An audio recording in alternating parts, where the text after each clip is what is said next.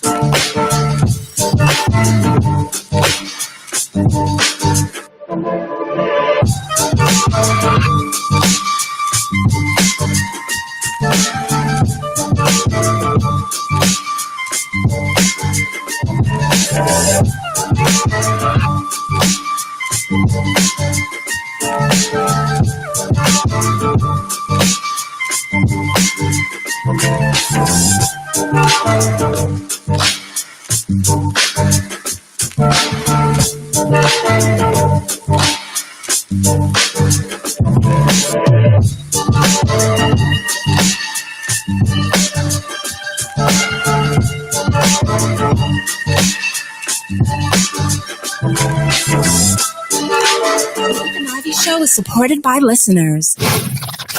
Go to www.patreon.com/Nathan Ivey Show and help Nathan keep the show independent. Jill Schiller has been missing in action, and now we know why. Did you know that Jill Schiller, candidate for Hamilton County Treasurer, got away with a dangerous offense? Her friends and connections at Cincinnati City Hall turned their heads when she was racing through a Cincinnati public school zone doing 52 in a 20-mile-an-hour zone. She could have killed a child. As a mother of 3, that's concerning. 25,000 children are injured each year because of speeding in a school zone. 100 children are killed in school zones each year by people like Schiller. Schiller should have served 5 days in jail as the law states, but being privileged kept her out while you, the public, would have gone to jail. Her friends and connections at City Hall only fined her $60, and they quickly destroyed the evidence the next day. We cannot trust Schiller with our school children. Should we trust her to protect and safeguard our tax dollars? Vote for Charlie Winburn for Hamilton County Treasurer. We can trust him to safeguard our tax dollars and our children. Paid for by friends of Charlie Winburn. The Bloomberg Black Business Report. I'm Donna Wilson. Business review site Yelp is taking a stand on race. They plan to flag restaurants, stores, and other businesses associated with racist behavior. Yelp will place what it calls a public attention alert on a business to let people know if it was accused of or the target of racist actions. If evidence demonstrates race behavior by a business get tagged with a business behavior alert. In other news, 5 companies added Black women to their boards in September. The companies adding Black female directors include Bristol-Myers Squibb, DaVita, Cardinal Health, Federal Realty Investment Trust, and Mid-America Apartment Communities. Last month, 2 groups were formed to push for all companies to have at least one Black director to improve racial diversity in corporate leadership. That's your Bloomberg Black Business Report. I'm Donna Wilson. Are you interested in medical coding, but not sure where to start? And scared of wasting time and resources? Let me help you with the right steps to become a certified, marketable medical coder. Learn more at bit.ly/5stepscoder. You're listening to the Nathan Ivey Show. One man, one microphone, one mission. Now let's get back to the flow.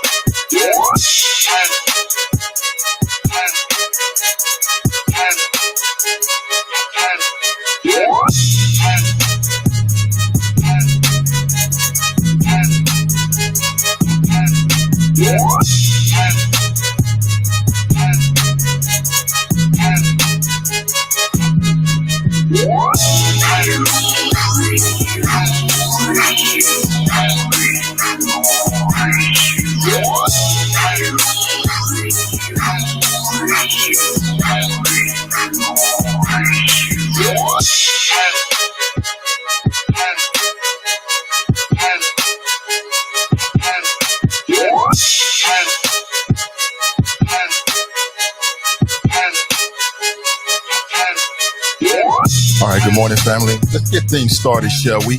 513-873-7134. That is my number. I'll tell you what you can do is you can go ahead and lock me in this morning into your phone.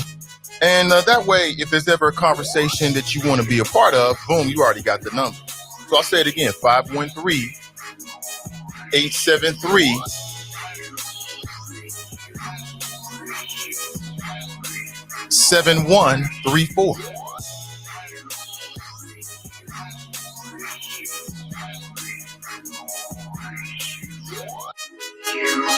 If you want to share your thoughts this morning, I want to hear them. Now, despite what you see with today's cover art, that will be something I want to kick off talking about. I want to talk about Bill Burr and his monologue, only because it's made such a stir on social media. A lot of people on Twitter upset with him this morning, and I absolutely love it. I love it. I've got no problem with it. I watched the monologue a couple times. I thought it was hilarious. To be honest with you, if you saw the monologue, what comic does he remind you of in that particular moment? Now, I'm hip to Bill Burr previous to this, so this is in his wheelhouse.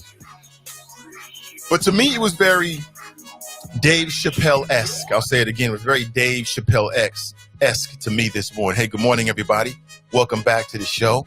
Welcome back to my home studio. I'm dressed for a workout. Just got it in a little bit.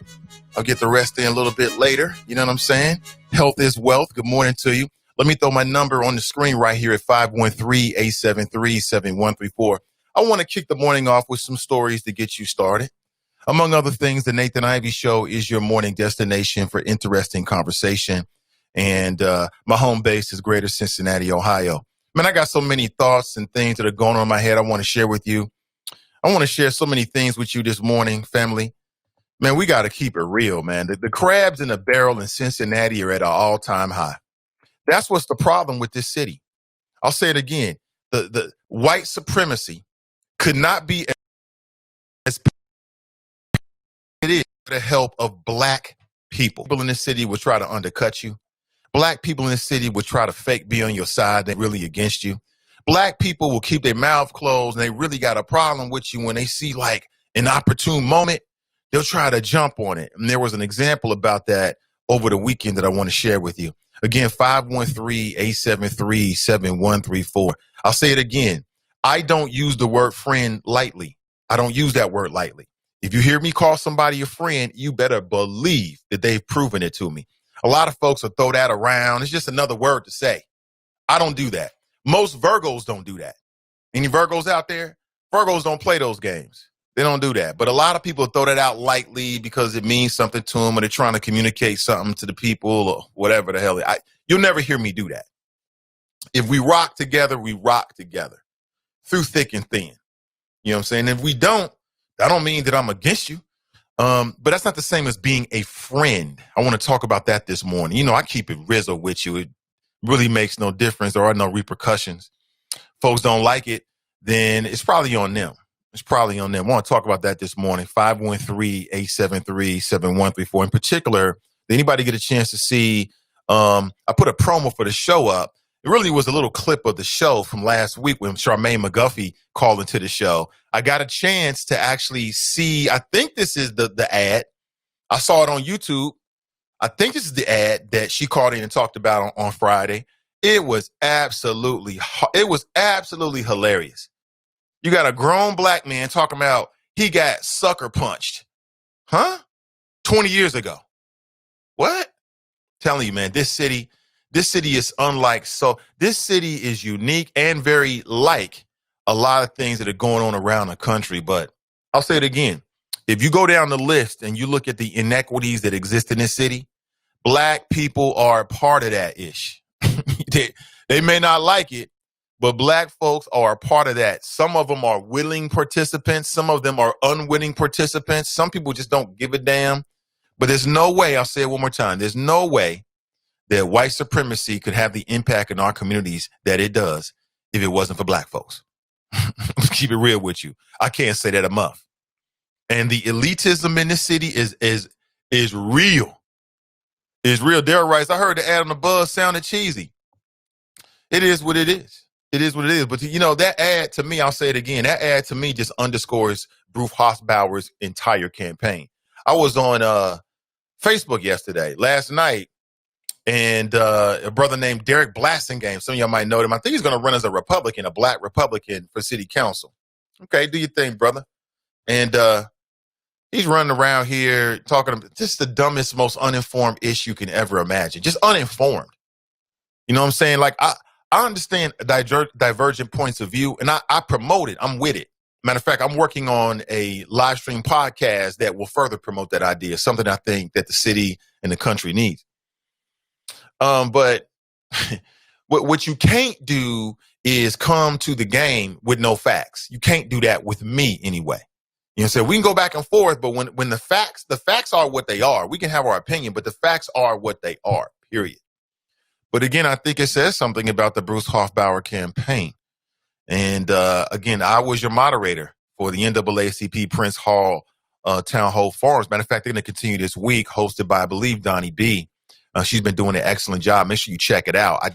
I'll double check during the show today and make sure I tell you when and where so you can check it out for yourself. Very informative. But nobody, listen, if you on Facebook, you cannot say that the information is not out there. It's on the Cincinnati NAACP's Facebook page. Go look at it. Go look at it. They're talking to all the candidates except for Joe Dieters because he punked out and basically said, we don't give a damn about the black vote. That's what he said, basically. So minus Joe Dieters, everybody else at this point is understanding showing up. All of the judges. You know what I'm saying? Everybody who's running, except for Joe Dieters. It says something. It says something. And I was your moderator, and I sat there and listened to what Mr. Hoffbauer had to say, and I was less than impressed. They asked this man about diversity, and the diversity numbers, basically there is no diversity with the Hamilton County Sheriff. This guy said it represents growth. Huh? Negro, what did you just say? And stood by it. So that tells you right there. Man wouldn't even sit down with people that disagree with you. If you can't sit down with somebody that disagrees with you and you're an elected official, that tells me it's going to be the same old good old boy network, right? Only rocking with the 700 crowd or the 55 KRC crowd. We don't need that. We can do so much better, family. But I don't really want to get deep into a conversation at this particular point about that. I want to talk about Bill Burr. And I want to talk about his monologue yesterday. I thought it was hilarious. I thought it was quite funny yesterday. And some white people are all in their feelings this morning about over the weekend. They was going super hard at him. They was going super hard at him, man. Super hard at him because Bill Burr dared to speak his truth. That's all it was. Now, before I get into the topic, I want to take a second to I want to shout out all of my patrons, man. You know, it's very, very important to me. These folks are helping me build Black independent media in the greater Cincinnati area and beyond. And I appreciate them. They've joined the mission. I want to say thanks to Rhonda and Pamela and Frankie and Tanika and Kush and Charles and Michelle and James, Monique. Hey, Bobby, Brandon, Gerald and Kelly and Omar, Flo Maney, Mike Davis, Black Russia, Jared, Valisa, Mason, Jared. Well, wait a minute. It's the same Jared. You don't hear. Wait. Okay, brother Jared, appreciate you, man. Marcia, Cleopatra, and Brian T. I appreciate you, man. Those are my patrons. I appreciate you.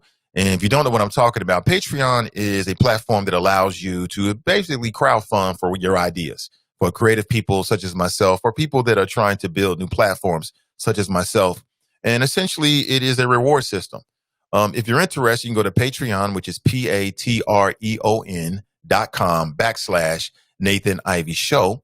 And for as little as $2 per month, you can join the mission to build independent Black media in the greater Cincinnati and beyond. Now, as I've said before, I mean, the focus of what I do and a lot of the folks that I'm working for is in the greater Cincinnati area. But of course, you know, these issues and things have no boundaries. There are no borders, right? So it crosses over. I talk about issues. And matter of fact, we're talking about an issue right now that people talk about all over the country. So based in Cincinnati. But of course, there are no borders. So this could go all over the world.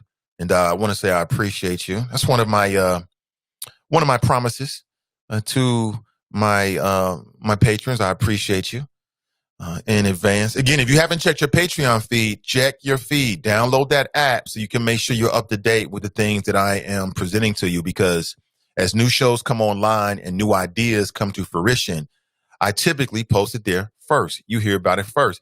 And not just to make you aware, but to get your interaction. Your interaction means a lot, actually. Matter of fact, I got some great responses in the Friends Who Like the Nathan Ivey Show page. If you're not hip to it, that's a closed Facebook group. And essentially, among other things, I look at that as a big focus group. Yeah, where I can present ideas to you about what we're doing and about the show in particular and get your thoughts on it first. So if you'd like to be a member, all you got to do is knock on the door. You know what I'm saying? And we will open and you will be invited in. It's just that simple. And then a lot of folks, and again, all the people that post in that group, thank you so much. I go there every single day. That's like a major part of my show prep. And keep it coming. I appreciate it. Let me jump inside the Chop Shop real quick because I can never forget the Chop Shop family. Got to start there. Tanika writes, good morning, Nathan and Choppers. Good morning to you, Tanika. Ashley writes, good morning, Nathan and Choppers. Happy Monday. Yes, it is. And I love the photos. Beautiful child. Love the photos. Love seeing her happy and smiling. It's a beautiful thing. Miss D writes, greetings. John Jacob Jingleheimer Schmidt writes, I ain't gonna hold y'all today. Y'all don't deserve me anyway. Protect Black children. Hashtag alt middle. That's John Jacob Jingleheimer Schmidt. It's great to see you, John.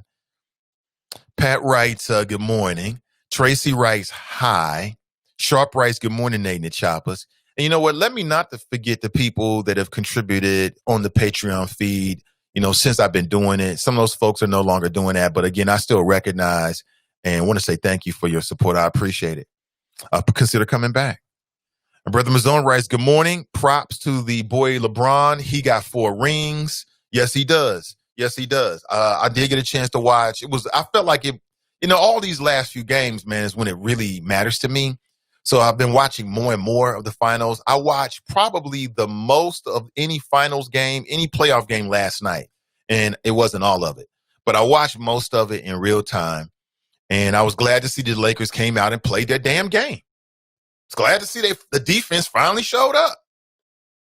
And it just goes to show you what they had in them from the very beginning. Like, that was the team that everybody was predicting was going to win a championship from the jump. That was the team. If they had played like that, they would have swept the Heat. They was in them boys' grill. They was face guarding them on the perimeter. Anthony Davis was sagging back, a.k.a. the brow. I was great to see. It was good to see, it was good. It was the end of the rainbow, right? It was the end of the journey. And I was happy for LeBron. And I told the wifey before the game, my thing about LeBron losing is not for me personally because I don't get anything out of it. I feel the same way today as I would have felt if he lost. I feel great. Life is good. Trust me. But I just didn't want to hear, and I hate the way that all the LeBron haters try to come for his neck every time he loses, as if it's just on him. That was a team win last night because LeBron James cannot guard 5 people. People make it seem like Michael Jordan was guarding 5 people out there. Like, I can remember back in the day after the first, maybe second championship, they had these T-shirts. And typically it was like back in the day, it was a team's T-shirt. And what would happen is they would make a caricature, like a cartoon caricature, vis-a-vis something that you might pay for if you're like strolling in the park and you see some guy sitting there making caricatures, something like that. But it was colored, had a lot of color in it. But I remember this particular T-shirt back in the 90s. It was like all the teammates were Michael Jordan. That's just the BS that the Air Jordan brand or the NBA put in your head to sell sneakers. No one man can beat 5 men in basketball. I don't care who you are. I don't care who you are. Nobody. Michael Jordan could not beat. It's impossible for him to beat 5 men by himself. It ain't going to happen. If Michael Jordan at the height of his powers was playing 1-on-5, like literally 1-on-5, his ass would get dusted every single time. I don't care who it is. You could give me 5 dudes from the YMCA and we could beat Michael Jordan by ourselves. Now, he might score, but he ain't going to beat 5 people because it's not humanly possible for a human to travel faster than a human can throw the ball. It's impossible. So all those folks out there that's blown Michael Jordan up to make, he's like some god. He was just a man who at the time was way more athletic than anybody else in the league, had crazy skills, and he had a killer instinct. I mean, I give him his credit. Well, LeBron would have took the last shot. LeBron there was a lot of times he didn't take the last shot. There was a lot of times when he passed. It happens. It's called basketball. But I think all of this, and I say this because I heard some of the comments afterward, and I was on Instagram on Dwight Howard's Instagram feed, and he was crying. Just think about Dwight Howard. I mean, he left the Lakers, and you might want to say it like disgrace. Couldn't work with Kobe. Too soft. Comes back after Kobe's death and wins the championship. Now, if somebody had told you 2 or 3 years ago that was going to be the story, nobody would have believed it. Now, the way I take it is you got to work hard. Don't ever give up on your dreams. That's what I take it as. No matter what, no matter how murky, no matter how difficult it might seem, never give up on your dreams. And you never know how the story is going to end. You know what I'm saying? I leave all doors open. I leave all doors open because I'm wise enough to understand that you never know who you're going to cross the finish line with. You never know. You never know. Like for folks who are aware of hey, good morning to you. Thank you. Hey, thank you for listening to the show. I appreciate it. Some kind words. Appreciate it. Thank you so much. Live, local, and vocal. Nathan Ivey Show. The first daily digital talk show, right, from Cincinnati to focus on the Black community. But you never know who you're going to cross the finish line with. Never. You might have people that you don't even rock with that might help you get across the finish line. You never know. That's how I take it with Dwight Howard. Nobody could have foresaw that he was going to go back to the Lakers and then help them. And he helped them win a championship. So, and to me, it just underscores what a team really means. And as an entrepreneur, I'm telling you, every single member of your team is critical. Every member of the team is critical. You can't have no weak links because one weak link can bring the whole game, the whole shebang can come down, crashing around everybody's head. It's critical. I mean, I've worked with people, had them on the team, and I thought ostensibly from the outside looking in, this is an easy match. Oh, this is A1. We rocking. And then when you start to interact with them, you realize something's not right here. What's going on? You never know. You just never know. And as an entrepreneur, what I've learned is you got to be quick to pull that trigger. I've learned it both ways. You got to be quick to pull that trigger if you think that a member of the team just ain't really living up to the expectations or, delivering on what they need to bring. You know what I'm saying? Bar none. It could be your mama. They got to go. They got to go. It could be your child. They got to go. It depends. It depends on how badly you want whatever it is you're trying to strive for. That's what I've learned in my short time on this earth. I don't want to share it with you. I know it's a lot of smart people, way smarter than me. You already know this. I've just learned it in the last few years. Good morning to you. Shout out to LBJ. I don't know if he's the greatest ever, and I don't really give a damn. He's one of the greatest. He's on Mount Rushmore. That's all that really matters. There is no greatest. It's a whole different era. You can't even compare it. Michael Jordan has done some things that LeBron never did, and LeBron James has done some things in terms of winning championships that I think are just as big. They're just as big as an example of greatness as Michael Jordan ever did. Every time Michael Jordan got to the finals, he was favored and they won. But he never came back from a 1-3 deficit against a team of the ages, a team that was better than them. So again, we can go back and forth on this. I just say, shout out to LeBron. Where you at, LeBron James haters? And one of those haters is the president. President Trump is a big LeBron James hater. That's another reason I was happy they won last night. Just to thumb their nose at President Trump. Running around here criticizing this man. To all the people that was telling LeBron to shut up and dribble. All you folks. That's why I was happy last night. I'm not getting a ring. I'm not getting no cash. I'm not getting a check. I'm not even getting a courtesy call from the LA Lakers. So I don't win. But, as somebody who supports people from Ohio, as a son of Ohio, I'm happy that the son, from Akron, you know what I'm saying, is doing big things. Keep doing what you do, LBJ. I loved it. Yeah, haters, stop hating. Brother Mazzone writes, Bill Burr has always been edgy in his stand-up. I've been a fan of Bill Burr for years in SNL, that he would go over the edge. That's why they let him host. Yeah, last night, Bill Burr, his monologue, I thought he killed it. He killed it. And as a comic, as a creative, maybe just as a comic, you can tell when you kill it by the reaction from your audience. And the larger audience, meaning Twitter. And people on Twitter was going super hard. There was all the snowflakes was in their feelings last night. Oh, how we gonna talk about the white women and the gays and all that? It's comedy. It's comedy. Comedy, much like sci-fi, if it's done right, is satire and/or commentary about the real world. If it's done right. I thought in that moment, I'm not talking about everything he did that night, but I thought in that moment it was funny. I get it. So Bill Burr talked about white women. And it was so apropos. It was so on point. White women, from a white male perspective, it was hilarious. I can't do it justice. I want to play it for you so you can hear it for yourself in case you missed it. And I don't know, it's a few minutes long. But again, it's worth your time because it was absolutely hilarious. And he talked about gays, the gay community. And gay folks do not like to be talked about at all. And that's what good comedy does. Sometimes it makes you a little bit uncomfortable, but hopefully it'll make you think.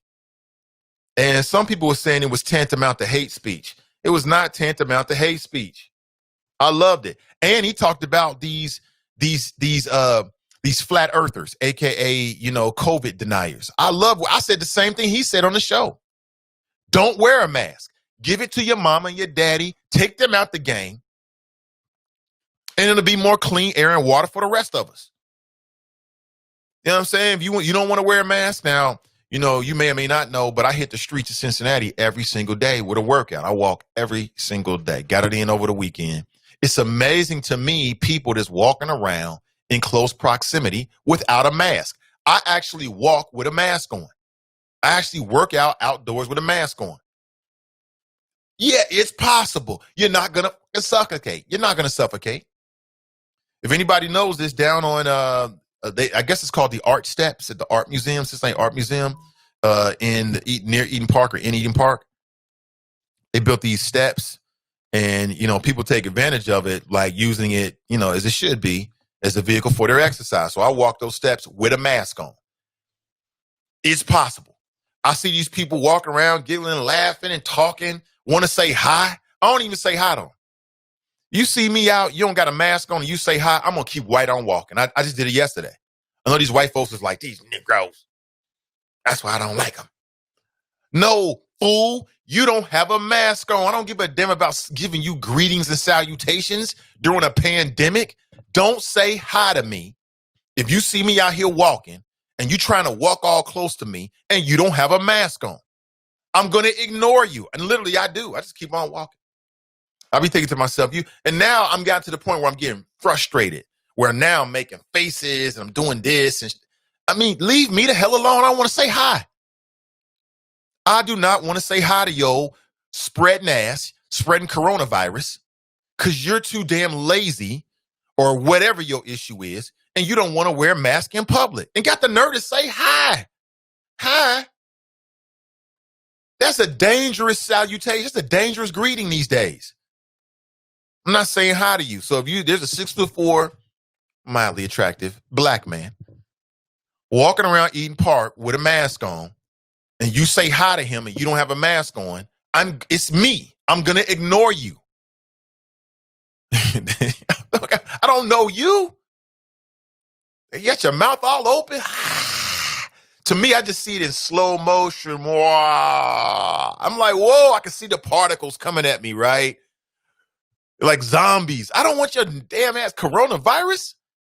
Damn, these white folks, man. Primarily be white folks. I'm going to be honest with you. Primarily, I see white folks without a mask on as I'm walking around the city. I'm just saying. Call it what it is. That's what I see. Put your mask on even when you're walking the art steps. It's real simple. Damn it. People, I don't know what I'm going to do. So Bill Burr, he went with it. He went there last night. I thought it was great. I really did. I thought it was some great comedy. It reminded me so much. Am I the only person? It just kind of reminded me of Dave Chappelle. Dave Chappelle is really good at making us laugh at things that are difficult. And again, that's great commentary. That is great commentary. I got a clip for you. I got the monologue for you. If you haven't heard it, I want you to check this out. This is worth your time. And he goes in on white women. It was so apropos. Like, wait a minute. Y'all was complicit in Rosewood. Y'all was complicit in the death of Emmett Till. Y'all, as in white women, historically have been complicit in all these travesties. Now you want to get all self-righteous. Stop it. It was hilarious. He went after Gay Pride Month. Here it is. He can talk for himself. Check this out. God did that 40 years ago. They're all up in arms. They're like, did you hear what he said in that interview in Playboy in 1970? Can you believe that? It's like, yeah. He was born in 1907. That's what these people sounded like. You never talked to your grandparents and brought up the wrong subject, and all of a sudden it went off the rails. Like, oh, just keep making the cookies. Yeah, you don't bring up race or religion with your grandparents. You keep it simple. Anyway, I don't know. I guess my grandparents are older. I don't know. Plowing ahead. Plowing ahead. Let's talk white women here, shall we? Let's talk white women. White women, amazing your accomplishments over the last few years. I got to tell you, the way white women somehow hijacked the woke movement, generals around the world should be analyzing this. Just to refresh your memory, the woke movement was supposed to be about people of color not getting opportunities, the at-bats that they deserve, finally making that happen. And it was about that for about 8 seconds. And then somehow, white women swung their Gucci-booted feet over the fence of oppression and stuck themselves at the front of the line. I don't know how they did it. I've never heard so much complaining in my life from white women. It's so hard with my SUV and my heated seats. You have no idea what it's like to be me. Trash and white guys, the nerve. Where's the camera? The nerve of you white women. Listen, I don't want to speak ill of my bitches here, okay? I don't. Well, let's go back in history here, okay? You guys stood by us toxic white males through centuries of our crimes against humanity. You rolled around in the blood money, and occasionally when you wanted to sneak off and hook up with a black dude, if you got caught, you said it wasn't consensual. Yeah, that's what you did. That's what you did. So why don't you shut up, sit down next to me, and take your talking to.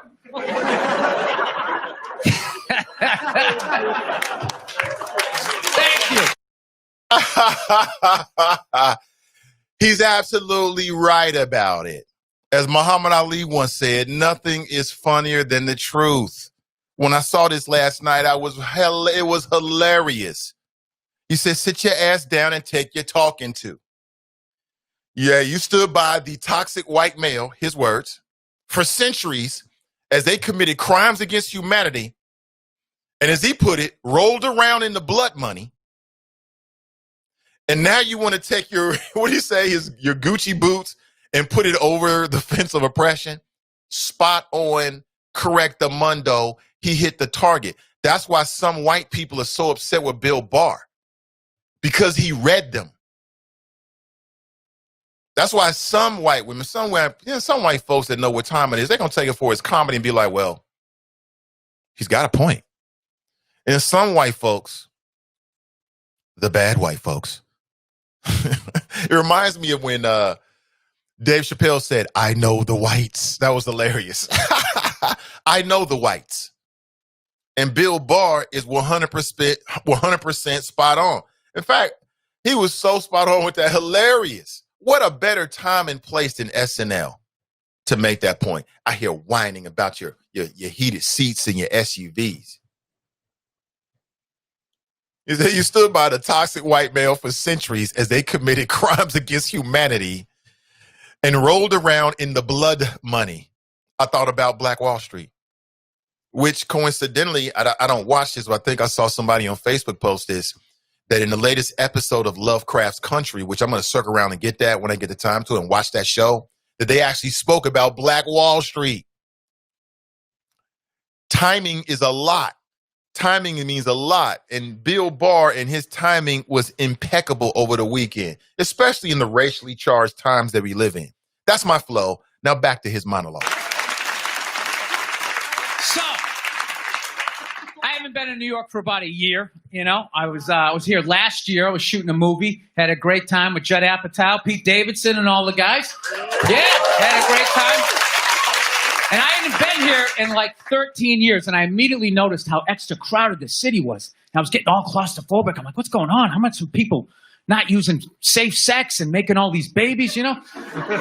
So I finally walked up to this old New York door guy, and I was just like, dude, what's going on? What's with all these people here? And he was just like, oh, no, don't worry. He goes, it's June. He goes, it's Pride Month. And I'm like, what's that? You know, I'm 52. I never heard of it, right? They didn't have that when I was a kid. He goes, oh, it's Gay Pride Month. And I was just like, oh! You know when you're just like stuck in the Matrix and you just can't, everything's just pressed up, you can't see anything, and then somebody gives you that little nugget of information that just pulls it back? It's like, why is it so crowded? It's Gay Pride Month. Tank tops. 0% body fat. 2 guys kissing. Rainbow flags. Why did he say 0% body fat? I didn't know that. That's what I learned. The month of June is Gay Pride Month. That's a little long, don't you think? For a group of people that were never enslaved. How did they get all of June? Dude, black people were actually enslaved. They get February. They get 28 days of overcast weather. Sun goes down at 4 in the afternoon. Everybody's shivering. Nobody wants to go on the parade. Look, yeah. don't you hook them up with July? These are equator people. Give them the sun for 31 days. There's gay black people. They could celebrate from June 1st, June 31st, 61 days of celebrating. All right, that's all my time. We got a great show for you guys, everybody. James White is here. Yeah, I mean, come on, man. Like, listen, if you can't deal with the truth, then something's wrong with you. I thought it was excellent points. Excellent points. He's like, gays were never enslaved. He's right about that. How do you get a longer month than the black people that was the descendants of slaves that were enslaved? Excellent point. Bill Barr. I'm sorry to say Bill Burr, not Bill Barr, because that's the suck MC at U.S. Attorney General, the sickle fan of Trump. Great points all the way around. So if you missed it, I wanted to make sure you got a chance to hear that monologue. I mean, it was worth your time. You maybe didn't get a chance to watch SNL, but apparently it caused a big controversy on Twitter that's still raging right now. I saw the tweets. They're going hard at him. How you going to say this? It's disrespectful. Blah, blah, blah, blah, blah, blah, blah. It's comedy. And somebody said once, like, it's comedy. All right? It's supposed to be to make you look at the world and say, and it did. And I didn't see him say anything that was necessarily offensive. He said 1%, 0% body fat. That's not even humanly possible. If you had 0% body fat, you would be like a skeleton. You don't know 0% body. But I understand the point he's trying to make. Some of some gay pride month. But all excellent points about our culture. White women were complicit in crimes against humanity. Now you want to get caught up in your feelings, Karen. Knock it off. Knock it off. If you missed it, I thought that Donnie B made an excellent point on similar lines about how women, black and white women, have a similar oppressor, the white male. But yet white women don't posse up and work with black women. That was an excellent point. You should circle around and check out that podcast, Is It Just Me podcast. It's worth your time. It is. Let me go to the phones, take our first call this morning before the 8:30 break. Let's say good morning and welcome to the show. Good morning, Mr. Ivey. This is your West Side Connection. Drop Squad 52 up bright and early out here on the left coast, the People's Republic of California. How you doing, sir? I'm doing excellent, man. Welcome to the show.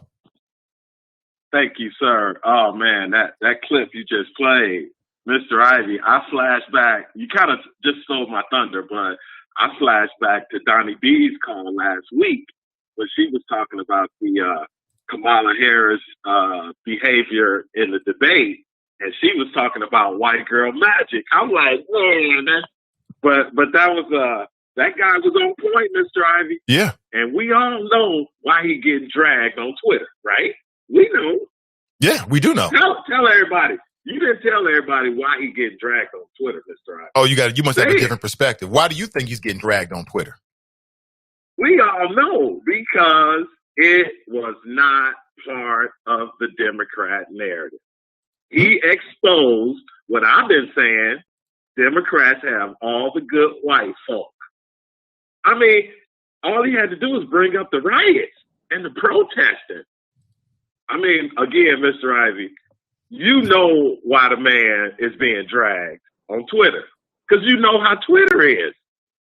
Well, I know how sensitive snowflakes are. And I know how people are with dealing with the truth. So, yeah, in that way, you're right.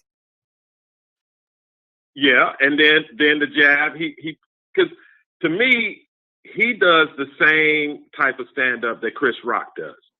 Okay? Now, Chris Rock, Dave Chappelle, they can get away with saying this kind of stuff.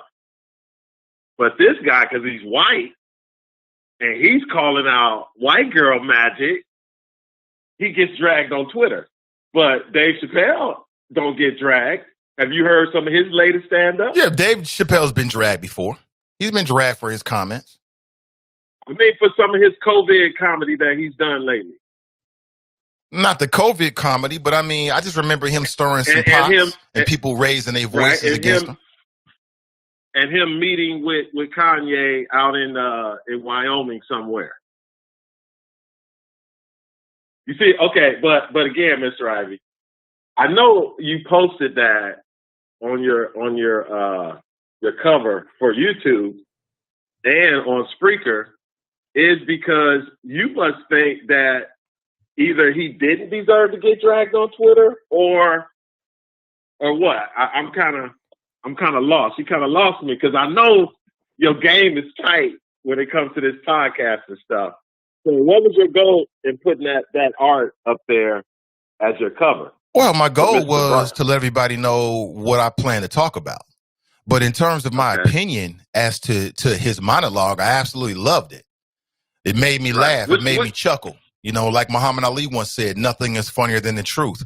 I'm not surprised to see the sensitive snowflakes are dragging him on Twitter. I'm not surprised to see it because, as I said earlier, Drop, you know, a lot of people don't like to hear the truth, especially when it comes to, you know, identity politics. I know, Mr. Ivey.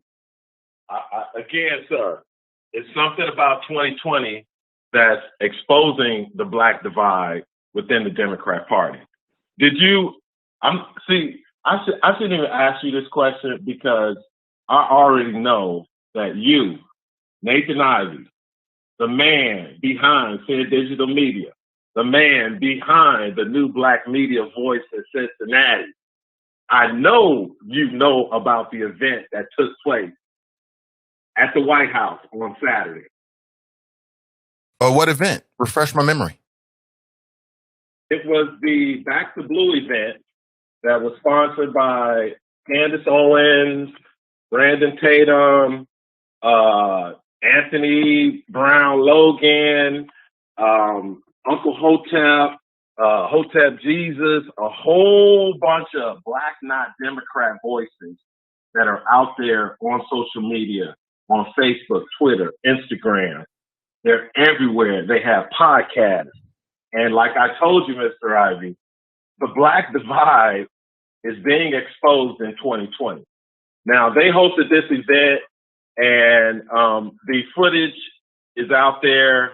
It's kind of hard to find it because half of the audience was black faces, Mr. Ivey.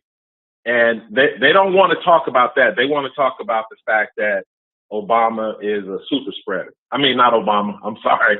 That President Trump is a super spreader at this event. But they didn't want to highlight who was at the event and what those faces look like. But it's 20-some days to go, Mr. Ivey.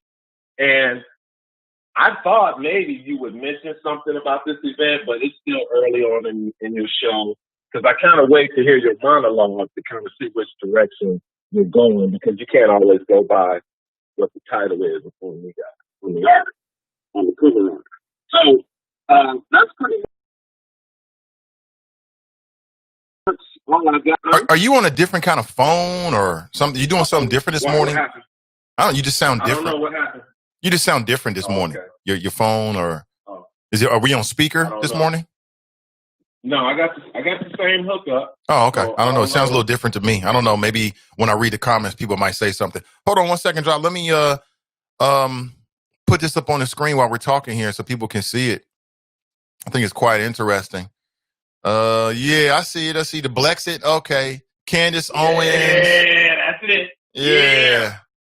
Oh, she had Mr. Ivey. Black and Latino Americans do not support the Marxist anti-police rhetoric that has become fashionable in the media. I don't hear any. I don't even know what that means. When I see people say Marxist, what does that mean? I can tell you real quick. Yeah, tell me what that means, Drop. Okay, if you remember just like, I mean, less than a year ago, where you had first responder slogans, you had people wearing FDNY hats. It was all about the police and first responders. You remember when we had a rash of these mass shootings that were taking place and police officers were, responding and they were saving lives, blah, blah, blah.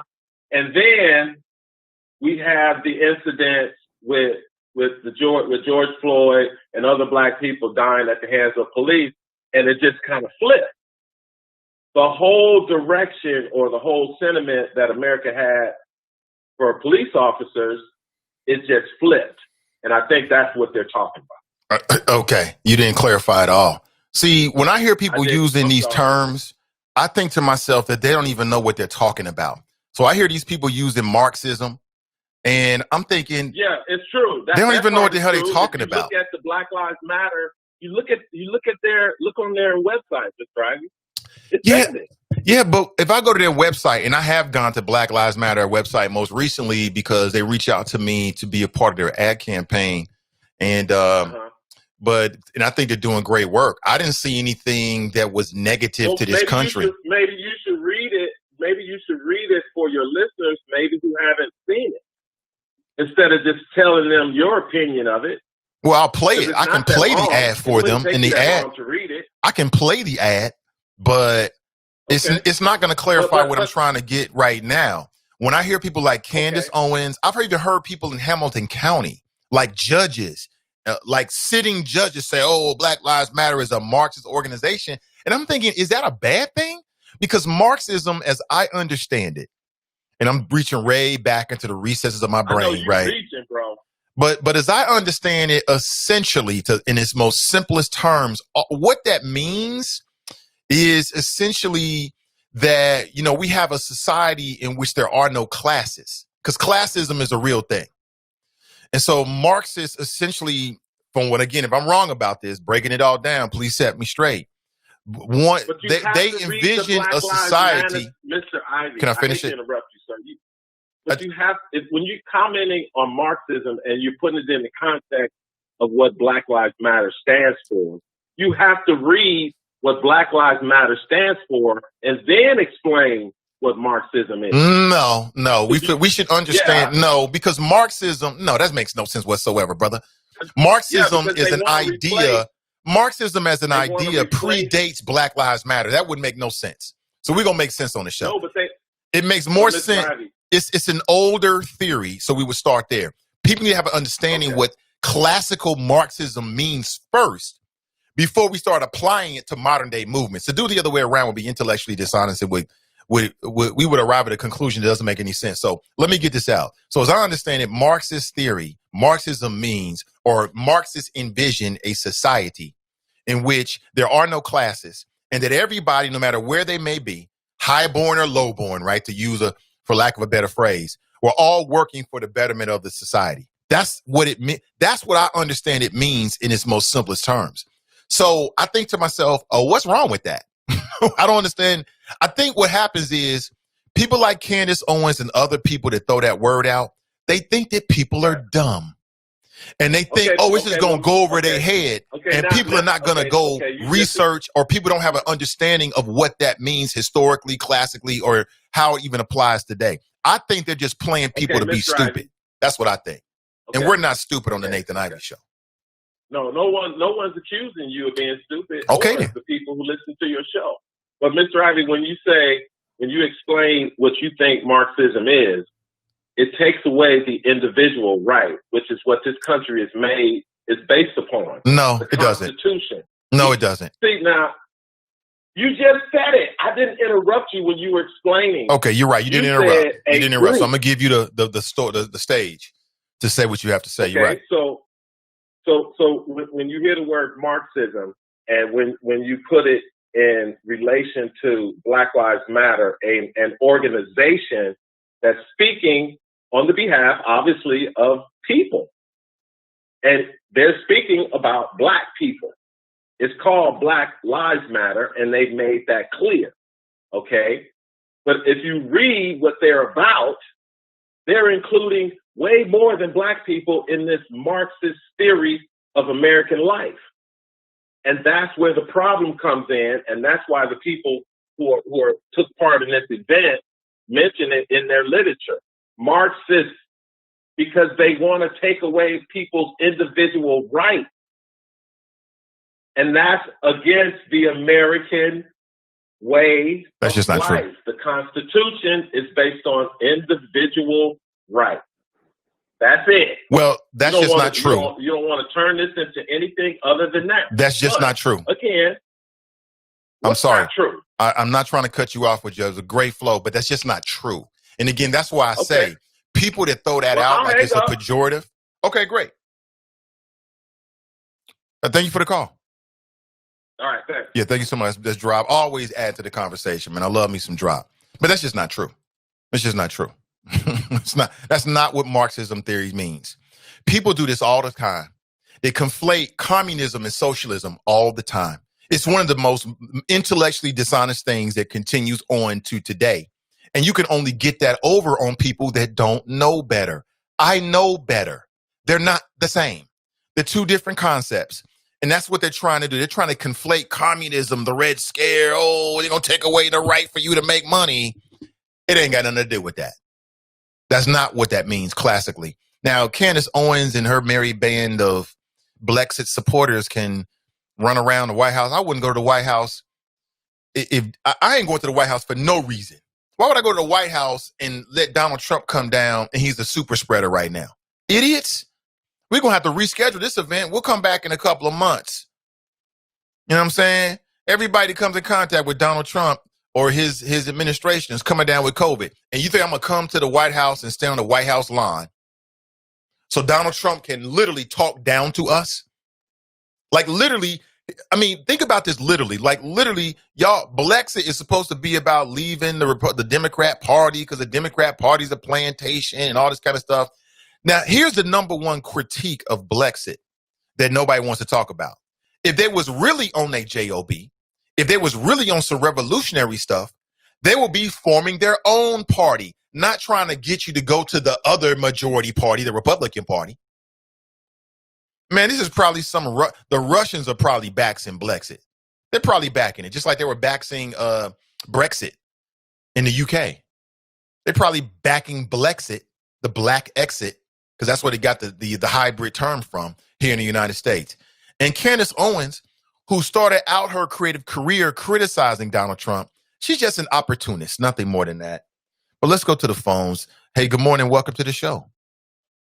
Hey, what's going on, Nathan? This is Brian. Hey, what's up, Brian? Good morning to you. Hey, good morning. Good morning. I was listening intently and was just going to let the flows be the flows. And nothing personal to drop. I think in general, he's an intelligent human being. However, when it comes to facts and history, I have an issue. And the first thing is BLM. Black Lives Matter National, the organization, first of all, is not, I say it again, is not the same as the movement that's fighting against police brutality and racism and systemic white supremacy. But the media tends to take that name and make it the umbrella for everything, which I continue to contend it is not. It's lazy journalism every time they do it, and it creates situations like this, which allows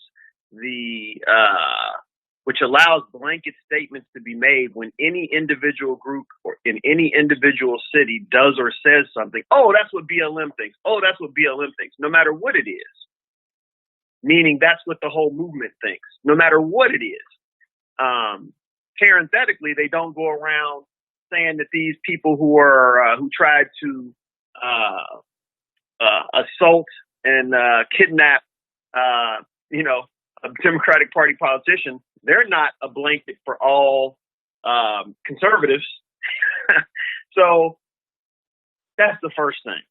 The second thing is that the conservative politicians, Republicans in general at this stage, because they're following the lead of Trump in general and his administration, call every single Democrat a Marxist or a socialist. They call Biden that, which, if you have any understanding of politics or history, to say that this man or Kamala Harris, who I'm not even going to throw salt at them in this particular discussion, but they have a history that will let you know that that's what they're not. They support capitalism and they support the various tenets of what it does to black people. Now, people can argue who does it less or whatever, but their policies make it clear they support the market system. The final thing, and I want to keep this purposely short because I just wanted to clarify, I am a Marxist, a studied Marxist who has studied it for many, many years and applied it in real life. And BLM is not a Marxist organization. They support this system. They're against white supremacy. They say some things about how, society is the messed up parts of what capitalism does. They do point those things out, as anyone who talks about Black liberation cannot help but point out as they explain things, what this system does to people. But they don't support the idea that the entire system as a whole, every tenet of it, is corrupted irreversibly and needs to be replaced or moved on to with a society that takes all of the means of production that right now is wasted or sits in the form of millions of cars that are never sold on lots, or millions and billions of dollars that sit in individual billionaires' pockets who've done nothing to earn it except for be born into it, and all kinds of other resources that are misused, and to put those at the democratic service of those who are the majority. That's all Marxism means.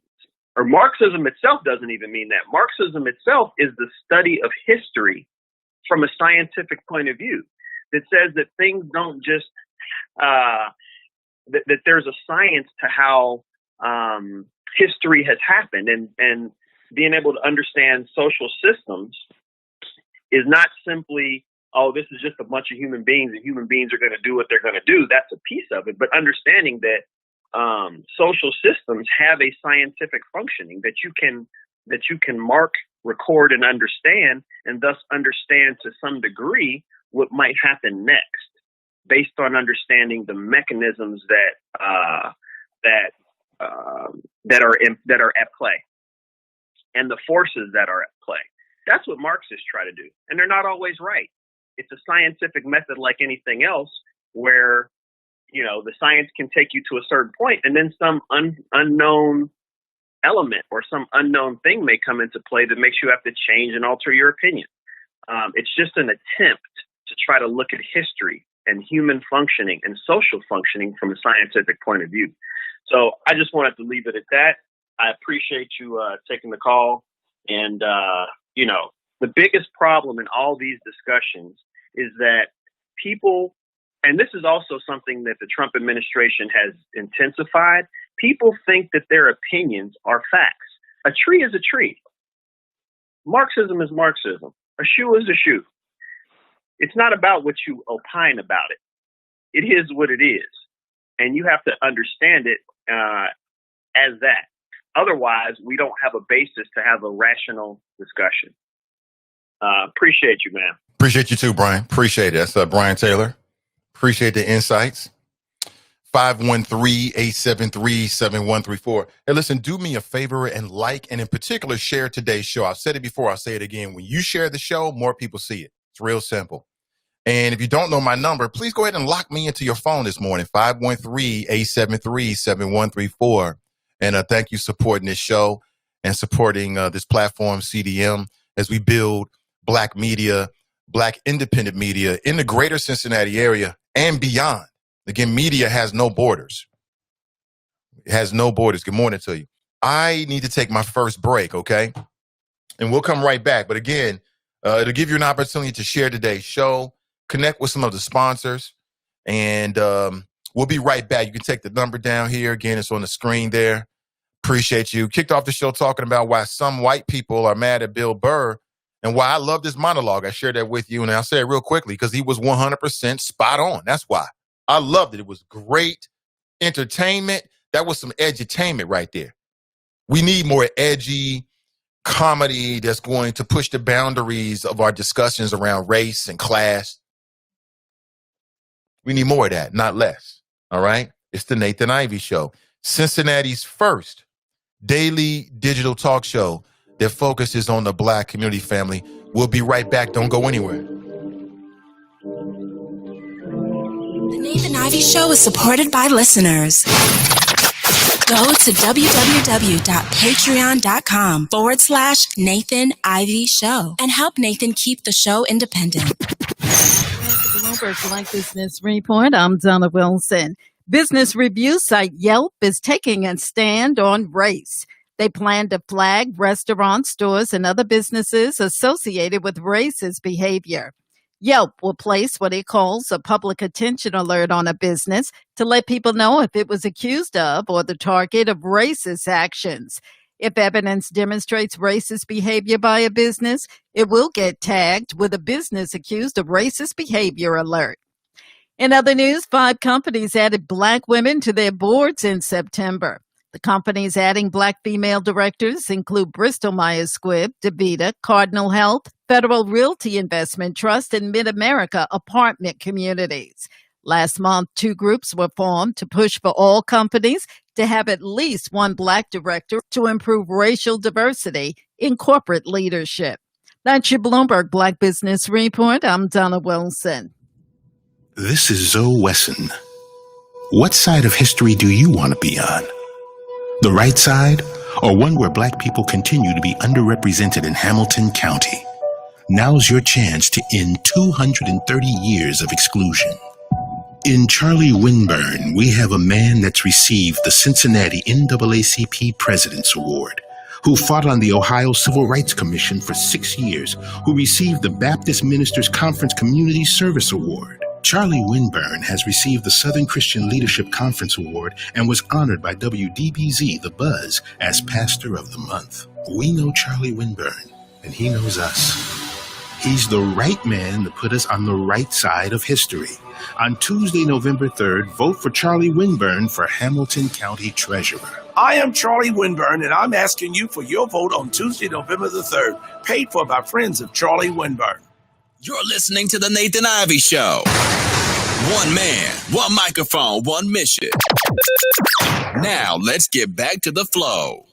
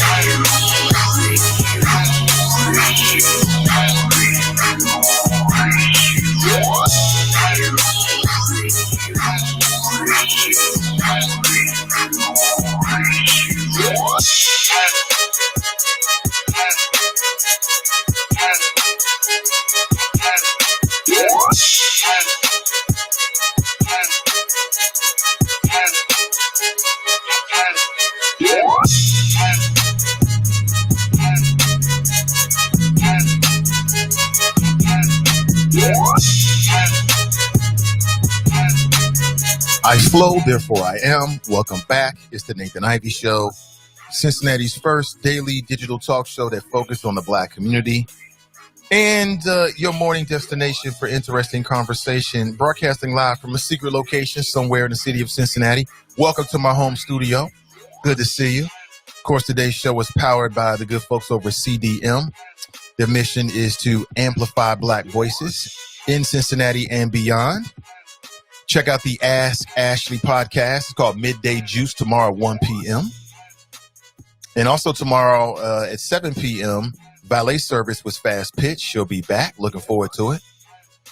All right, let's get back into it, folks. I got a chance to actually, I don't know if it was the exact ad. You know, we got a call from Charmaine McGuffey last week. Charmaine McGuffey called into the show last week, and she gave us the what's what on this new ad. And that's been running on Black radio here in the city of Cincinnati. I have not heard it.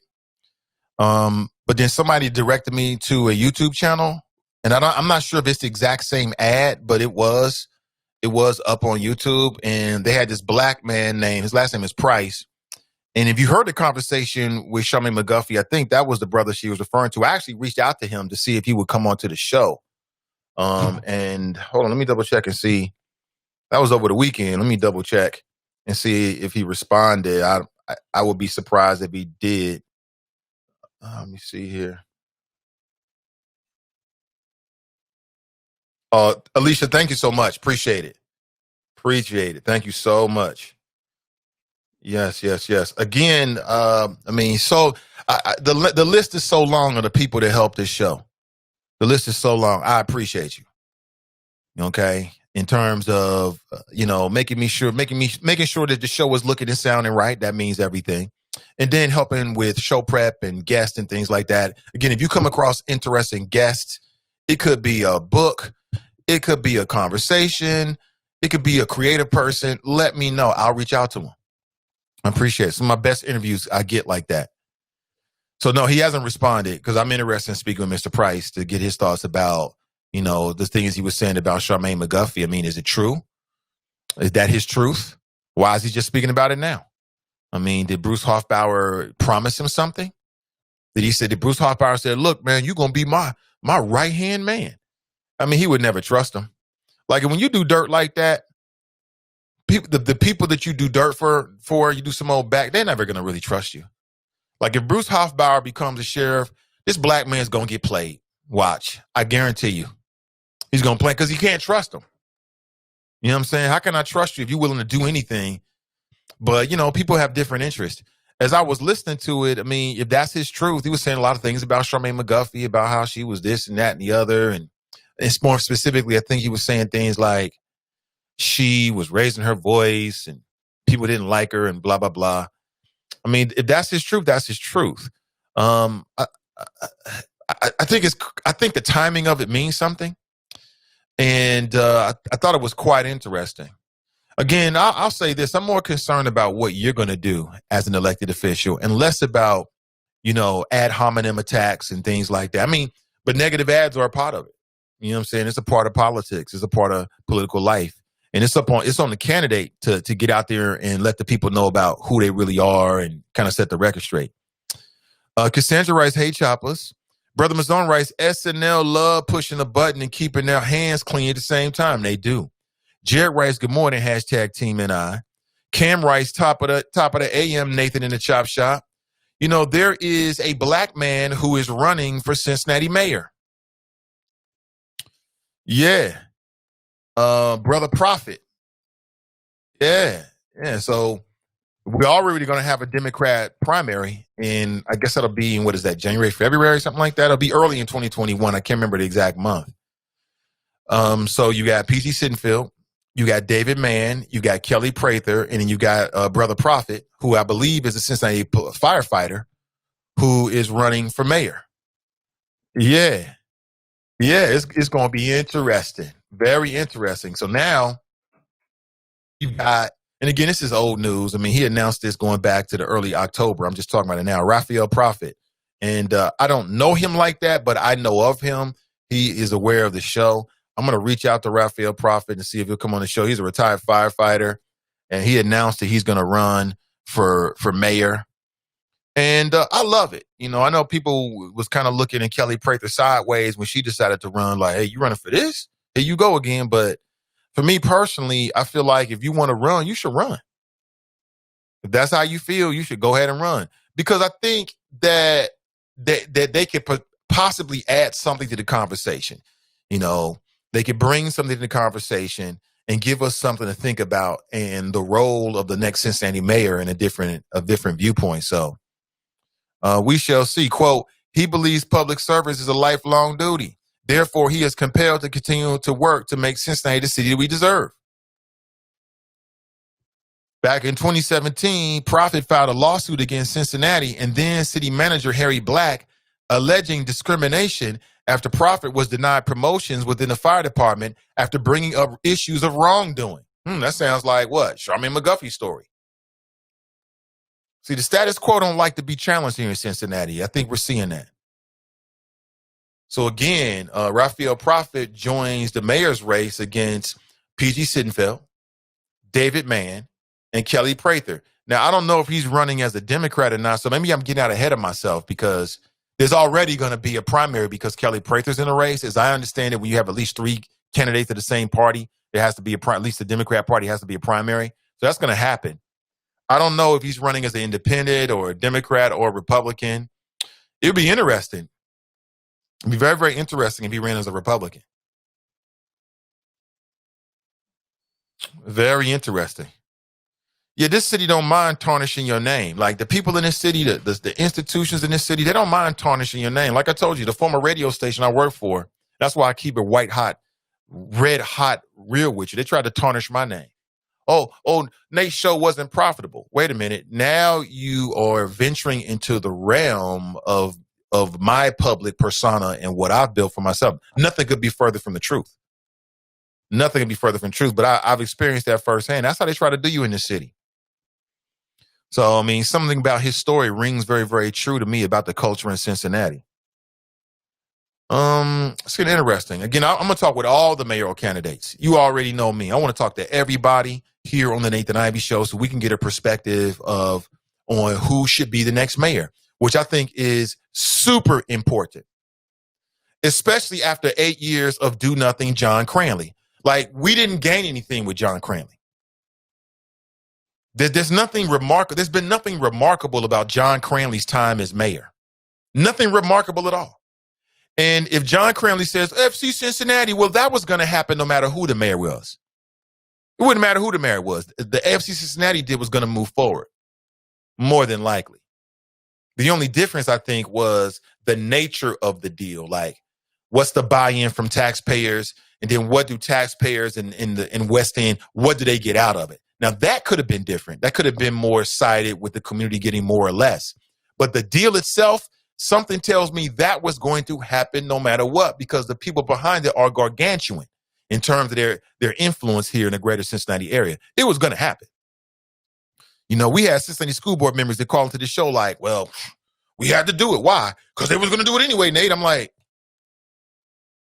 where's your personal responsibility to the taxpayers and also the good people of CPS? All the children, all the parents. It was going to happen anyway, Nate, so we just had to do it. I'm like, weakness.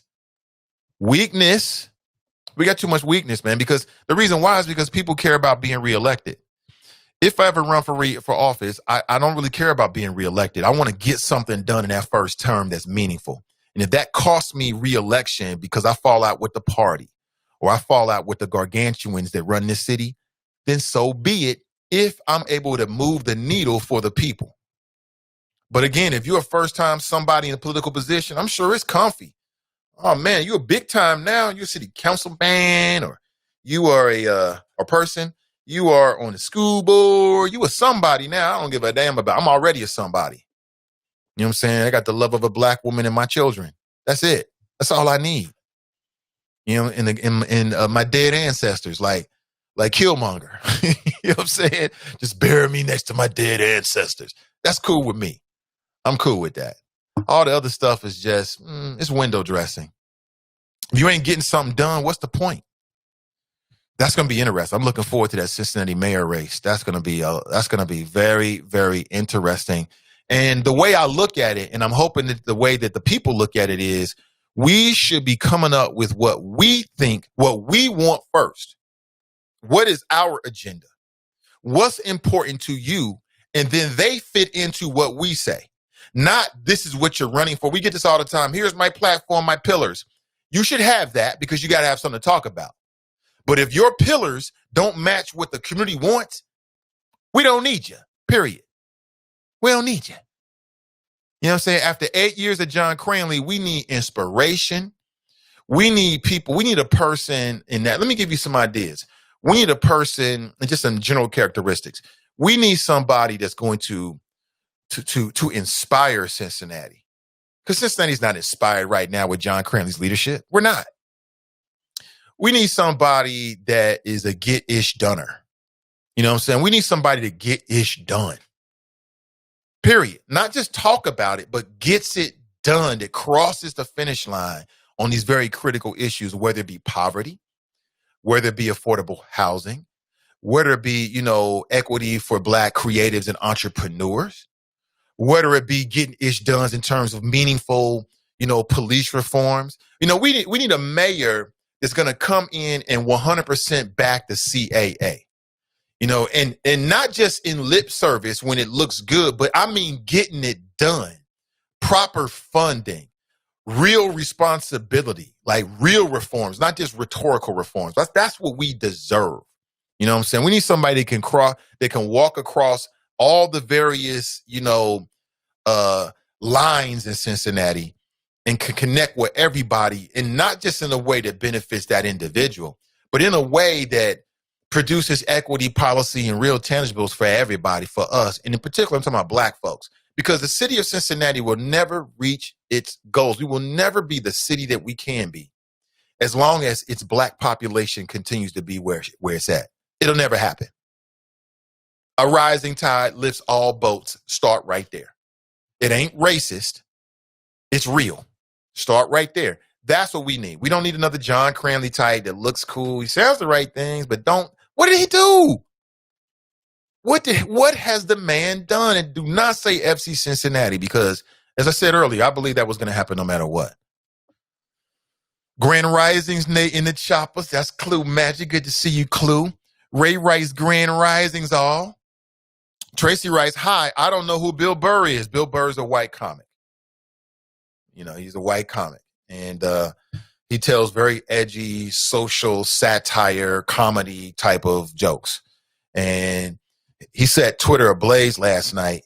All the white folks, or should I say, some of the white folks was upset last night with him because he dared to tell some uncomfortable truth. I thought it was hilarious. I didn't think it was racist. When he talked about the gays, it was really lighthearted. He didn't really go super hard on the gays, please. That was nothing. That was nothing. But some gay folks think that they get self-righteous, like nobody can say anything about you. You can be the subject of comics just like Black folks can. You know what I'm saying? If we got to deal with Gary Owens as Black people, then y'all should have to deal with Bill Burr. Yeah, I said it. Yeah, I said it. Oh, man, he called out the white women's. And again, I think that if you're fair and you're not calling your feelings, it's just comedy. He called them out like, wait a minute, you've been standing with the toxic white males for centuries, as the toxic white males has committed all kind of offenses on God's children. And you rolled around in the blood money, frolicking in the blood money. Think of Black Wall Street. Now you want to get all in your feelings? Stop it. He says, sit down and take this talking to. It was hilarious. I loved it. And he took on the coronavirus deniers, right? And I talked about my own experience over the weekend. Like, this is real talk. Like, you know, shortly after today's show, I got to be with my son, but at some point today, I'm going to hit these streets again, right? I'm going to hit these hills. And when I go to the parks, I see primarily white folks walking around with no mask on, as if because you're outside, that's okay. Put a freaking mask, and got the nerve to say hi. They want to talk and speak to you. I'm like, can you keep your mouth closed as I'm walking past you? I walk around people. Like, if this is the people with no mask on, even with a mask on, I always go around them. I'm not walking next to you. We in a pandemic. And I don't care if you're offended. And I'm not saying hi. I'm not saying hi to you. I don't know you. You want hi? Like, if you really want to say something, do something nice, then put on a mask and don't say hi to me. Don't walk past me with no mask on talking about hi. Good morning. Good morning. It would be a better morning if you mask up, ma'am, sir. Damn. Oh, coronavirus. Yeah, it's real. It's just real. Where's Cardi B at this morning? Somewhere not with Offset. Dale writes, good morning, Nate. Good morning, Rang. Nate and the Choppers. Listen, I ain't messing with you, Daryl, because you already know I'm spell challenged, or at least it appears that way anyway. He writes, time to vote in the ATL. Yes, it is. Carmelita writes, good morning, Nate and the Choppers. Good morning to you, Carmelita. Always good to see you. Always. Beautiful faces this morning. I love the avatars. People looking good on your avatar. Let's go to the phones and say good morning and welcome to the show. What's going on, Nate? How you doing, man? Happy Monday. Happy Monday to you. I'm doing excellent. Doing great. Hey, man, you know what? I didn't get a chance to watch the Saturday Night Live monologue, and that's pretty much what I do most Saturdays. At 11:30, I pretty much watch the monologue and then turn back to something else. But just from what I'm hearing, Nate, this wasn't about Danny Green. I thought that the uproar was about how he was, bashing Danny Green, and that's where people are upset. It sounds to me that the people that are upset are like the white people that are saying that because Bill Burr said, which a lot of people are saying inside, he said outside. That's what it sounds like to me. Yeah. I mean, really. That was the real controversy. I came into this thinking this was about Danny Green and him talking about the Lakers and, him missing that last shot. And everything I've heard is just like, it's like white people are embarrassed. And what's funny about this, Nate, is that conservatives, remember when Dave Chappelle had the Sticks and Stones series come out, and they were talking about how Dave Chappelle was all raw and he's, telling it like it is? Conservatives tried to culturally appropriate Dave Chappelle, like he was speaking on their side. Because, he talked about Hollywood and all the things that happened out in Hollywood and all that stuff. It's the exact same thing. You're right. Hello? It is. I'm here. Oh, it okay. is. Yeah, I'm aware of it, also, but I mean, his Danny Green's flows was of lesser controversy. I mean, okay, that's just sports. Yeah, that's right. They were acting like that was the big thing. But let me say this, Nate, your idea that you put on Facebook yesterday about the topic, that's a great move, man. You see a lot of people out there got a lot of different things that they would like to talk about, but yes. I think that's a good move because, I don't think there were any duplicates. I think everybody had a different idea topic or, what they've been thinking about or reading about over the weekend. So everyone was a good idea. And I'm going to incorporate everyone into the show this week. I mean, it depends on what's happening in terms of current news. That's always more relevant. But I thought every last suggestion was 100% on point. Well, I remember back then, Andy Furman, he's kind of like my mentor in radio. He gave me the first time to sit behind a microphone. And he told me, I think he said for every hour, you need like 3 hours of material. Well, 3 hours of show prep. Okay. What I found hardest was sitting behind the microphone for 3 hours. It's a lot different than sitting behind a phone line and calling in the show. Oh, it's completely different. You don't get calls. Yeah, you can get the ums and ahs. Or start sounding like a young Barack Obama. Right. But, it's harder. It's harder than a lot of people think. And like I said, I had to learn on the fly. Thankfully, I caused enough ruckus that I can have full phone lines. So white folks just wanted to call in and get at me. Of course, I got at them. What's up with Andy Furman, man? Do you know where he is now? Is he still alive? Who, Andy? Yeah. Oh yeah, he's still here in Cincinnati, Northern Kentucky area. He works for Fox Sports. He does a show with Brian Noe on Sunday morning. Oh, does he? Okay, I didn't know that. Cool. Yeah. I mean, dirty little secret, Nate. I had a chance to do Fox Sports Radio with Andy. This was like 10 years ago, but maybe a little longer than that, but I couldn't risk because I know how fickle radio is. I mean, by that time I had done WCIM with Richard Skinner, Saturday morning sports talk. And then they eventually changed that format, did a show with Andy on 1360. What was it from? I think it was 4 to 7. They eventually changed that format. That's how I kind of figured out it's not real stable. And, I was working at Procter & Gamble at the time, got a young family. I was like, I can't leave I got a bird in the hand. So I'm going to stick with that. So that was my thinking back then. But let me say this, Nate. One of the topics that I brought up when you asked what people, talk about or possible show topics, talk about the Brexit, the super spreader event for black folks that happened over the weekend. Have you heard the latest news, Nate? What's the latest? Well, they were talking about 2,000 people were going to show up. The 5 to 8%, the ones that dropped, talk about 2,000. End up, Nate, about 500 people showed up, maybe a little bit more. But now ABC, I think it's ABC or NBC. I was watching Morning Joe this morning.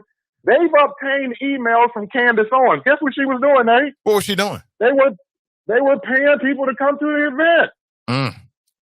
Yeah, they would have to. And they got the emails. Drop didn't mention that. We didn't mention that, yeah. They were paying people to come to the event. Of course, you saw, and I called them Herman Cain stunt doubles, walking around without mask on or with mask on. But the fact that you go see the dude after 6 days after he caught the coronavirus, there were 250 people in the administration or something that are tested positive. And then the very first event, you come out, you give it to black folks. And not only that, Nate, it was the shortest speech that he's ever given. It was 19 minutes. Look how he played them, Nate. So he was in and out. He played them. Yeah, he played them. Or they played themselves. They played themselves, really. They played themselves. You're right. They played themselves. But y'all calling here, act like it was such a successful event. And she out there paying folks. I'll buy you a Greyhound ticket to come. Just come, bring your mask. If you don't want to wear it, that's okay too. And then put on them stupid ass hats. I'm sorry for the language. But just, oh my goodness, Nate. I was expecting Billie Jean to be played on the mic, on the speaker so they could start dancing again. But like I said, wait a minute, you telling me they didn't play Billie Jean? I'm upset. No, I'm saying I was expecting it. Oh, what I'm saying, if they didn't, that's a problem. They should have. That's the theme song now to get coronavirus for all the Blexit people. Oh, and Herman by Cain. the way, it was co-sponsored by your boy, Officer Tatum. Remember the guy who knew all the Breonna Taylor facts? Remember that guy that Drop was talking about early on? Yeah, I know you're talking about. Yeah, I mean, as a black creative, he's doing this thing. He's making money, but, having consumed some of his content, I'm like, I'm straight. I'm straight. Right. Exactly. Get out. That's all you. Every time I see him, I say, get out. I mean, I can see Drop at the little Blexit White House event. His nose started bleeding because, deep and fat, he knows he's not supposed to be there, but the tea is so strong that he just can't fight it. That's what's going on.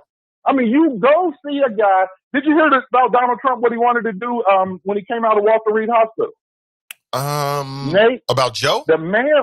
The man wanted to open up his button down and do a Cam Newton Superman and show a Superman T-shirt underneath. Are you serious? serious? Hear about that? Are you serious? No, I didn't hear about that one. Yes, Nate. He wanted to wear a Superman T-shirt underneath, and when he came out, open his shirt up Cam Newton style and show Superman. The President of the United States. Super spreader. We grew up with songs like Super Sperm. He's Super spreader. I mean, yeah. Oh, Nate, but see, I didn't get enough time to put all the topics I want to talk about. I'm like a nerd like that, so I didn't want to flood the spot. But yeah, all type of stuff was happening. Oh, and have you heard the latest news? Remember when the white people had the little golf cart caravan down in Florida? Remember when they were saying, screaming white power, the people for Trump? Remember when he sent the video out and Drop said, Trump don't know nothing about Twitter. Remember that episode? I do remember that, yeah. Remember, Donald Trump don't know nothing about Twitter, Nate. Mr. Ivey. But yeah, so apparently over the weekend, the white people for Biden and Harris had their own little caravan go through. The same little village. Because I don't know if you heard the latest news, Nate. He's losing the white older people vote. So just think if you lose 5 to 8% of that probably makes up what? For the 5 to 8% that Drop things he's going to get from black folks. I'm a line of fly, Nate. You know politics. I think they're not going to get the 5 to 8% that he keeps talking about, but it looks good. And you're right, losing that older white vote, it just kind of makes sense, though. I mean, these are people with common sense who are at threat or at risk of COVID. And they're looking at his response like, oh, man, whatever else I was thinking, this dude can't even protect us from the coronavirus. Right. I think that's what's happening. People are waking up. And don't forget, what was it, 4 or 5 months ago? Remember, we were ready to throw grandmama and granddaddy off the train. Remember, to get the economy going?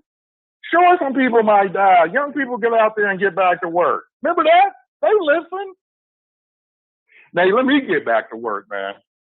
But, yeah, I just wanted to tell you about the super spreader event. Like I said, it was like Herman Cain stunt doubles everywhere. And I just closed my eyes and just said, get out. It was like Beetlejuice. Get out. Beetlejuice. That's hilarious. Hey, thanks for the call, man. Take it easy. Well, if you live in Cincinnati, your Bengals did what the Bengals do against the Baltimore Ravens. Lose miserably. I didn't watch the game because I refuse for several reasons, not the least of which is I can't back a loser. Cannot back a loser. It's just amazing to me how this city would rather suffer and lose with white coaches than to win with black coaches. That's just my general observation. I could be wrong.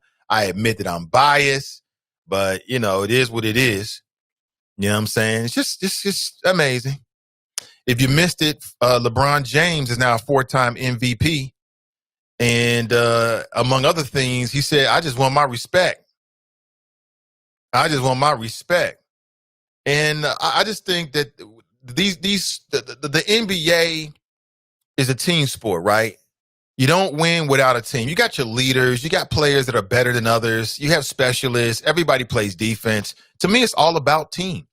And it just underscores the importance of having a strong team. Strong team means everything. I mean, it's absolutely everything. You get the wrong folks on your team, they'll bring you down. They will bring you down 100%. I've experienced it myself. And, you know, sometimes on the outside, you can think that somebody is so perfect.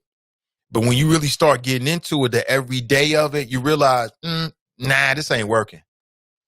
And what I've learned is that when you start to feel that way, you got to cut the umbilical cord quick. Cut it. You got to cut it. Cut it. You got to cut them. Because if not, they'll bring you down and bring down what you're trying to build. And, you know, people have different issues. You know, it's not always something that's premeditated or something that speaks to their character, so to speak. Sometimes it's just everybody, you know, not everybody's in a place. Sometimes people are in different places.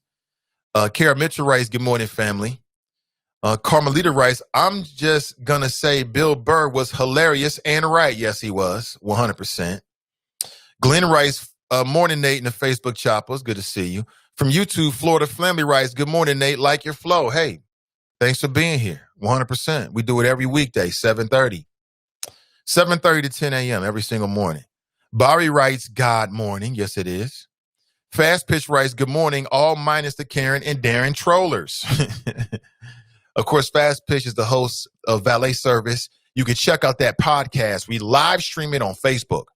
Soon to be on more platforms every Tuesday at 7 p.m. And she's got a very interesting show that's planned. We'll have a promo out later today. And if you got the time on Tuesday, you can check it out. Now, if you miss it, it's still up. You can check out the podcast, you know, at your pleasure, you know, whenever it fits for you. So let's go back to the phones to say good morning and welcome to the show. What's up, Nate? Hey, what's up? This is the minister. What's up, minister? Welcome. Not much. Hey, I have a question. Okay. Did you hear about the that DMX concert this weekend? I did. That's J. Raj and the drive-through concert. And did you look at the video? I've seen some of the videos, yeah. And no freaking mask. I did see that. Are you freaking and where's Governor DeWine at now? I wouldn't be surprised if he shut it down. I wouldn't be surprised if he like, oh, everybody go back home. Everybody go back in. We ain't having no more concerts because people don't know how to act. Because it's supposed to be a drive-in, right? Right.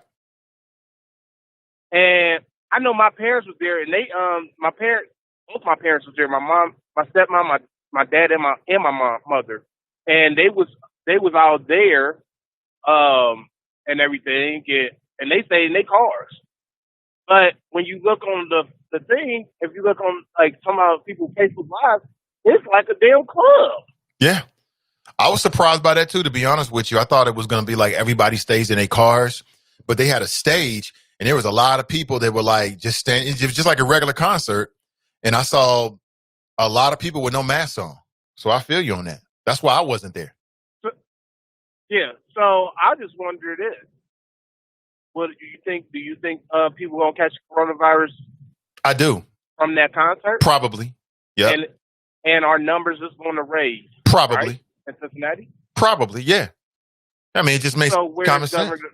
Where's Governor DeWine at now? Because he let this on. Then we need to free that one brother that had that party.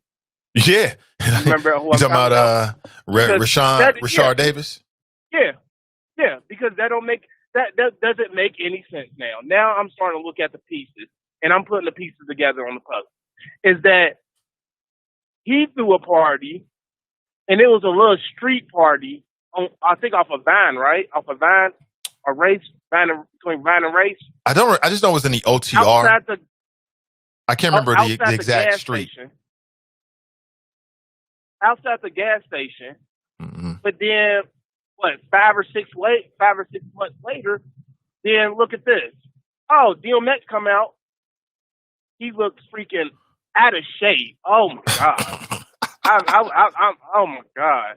I mean, come on now. He's so out of shape. I would have went to go watch Snoop Dogg, Uncle Snoop. Because I seen that. I remember you said that. Watch the battle. Snoop works out. DMX, like he just sitting on the donut, have that big white shirt on. I'm like, what I'm looking at? I just turned that off. I only watched 5 minutes. I turned it off. I don't want to watch no more. And did people pay for that, or was it free? I think they paid for that. You talking about the drive-in concert series? Yeah, that was for profit. Yeah. Now, there were people who had masks on, though. It wasn't like everybody didn't have a mask on. There were people that had masks on, but there were people who didn't have masks on as well. Yeah, but you see on the front, by the front stage, no mask. DMX, no mask. Governor, right, Mr. I'm gonna say Mr. Vice. Well, the running Mr. Biden, he speaks on his stuff. He got a mask on. Donald Trump, no mask when he speaks. And you heard that they're doing a second rally. They're doing a second rally, drive rally. Yeah, this time it's gonna be even bigger. It's gonna be even bigger or longer, should I say? Yeah, I heard that they freaking rent out a lot of those coaches buses, and I went on the line on like some of the line and stuff. They using coaches like big boy coaches buses and some of the Greyhound buses. Yeah, it's getting real, Nate. It's getting real. Oh, it's been real. And I know, and I know, Drop loves it. Oh my God, Drop is loving that. But yeah, that's what I gotta say, Nate. That's why I'm here in Texas. I'm going to Laredo, Texas. I'm about to be home, and I'm about to be home in Cincinnati next week.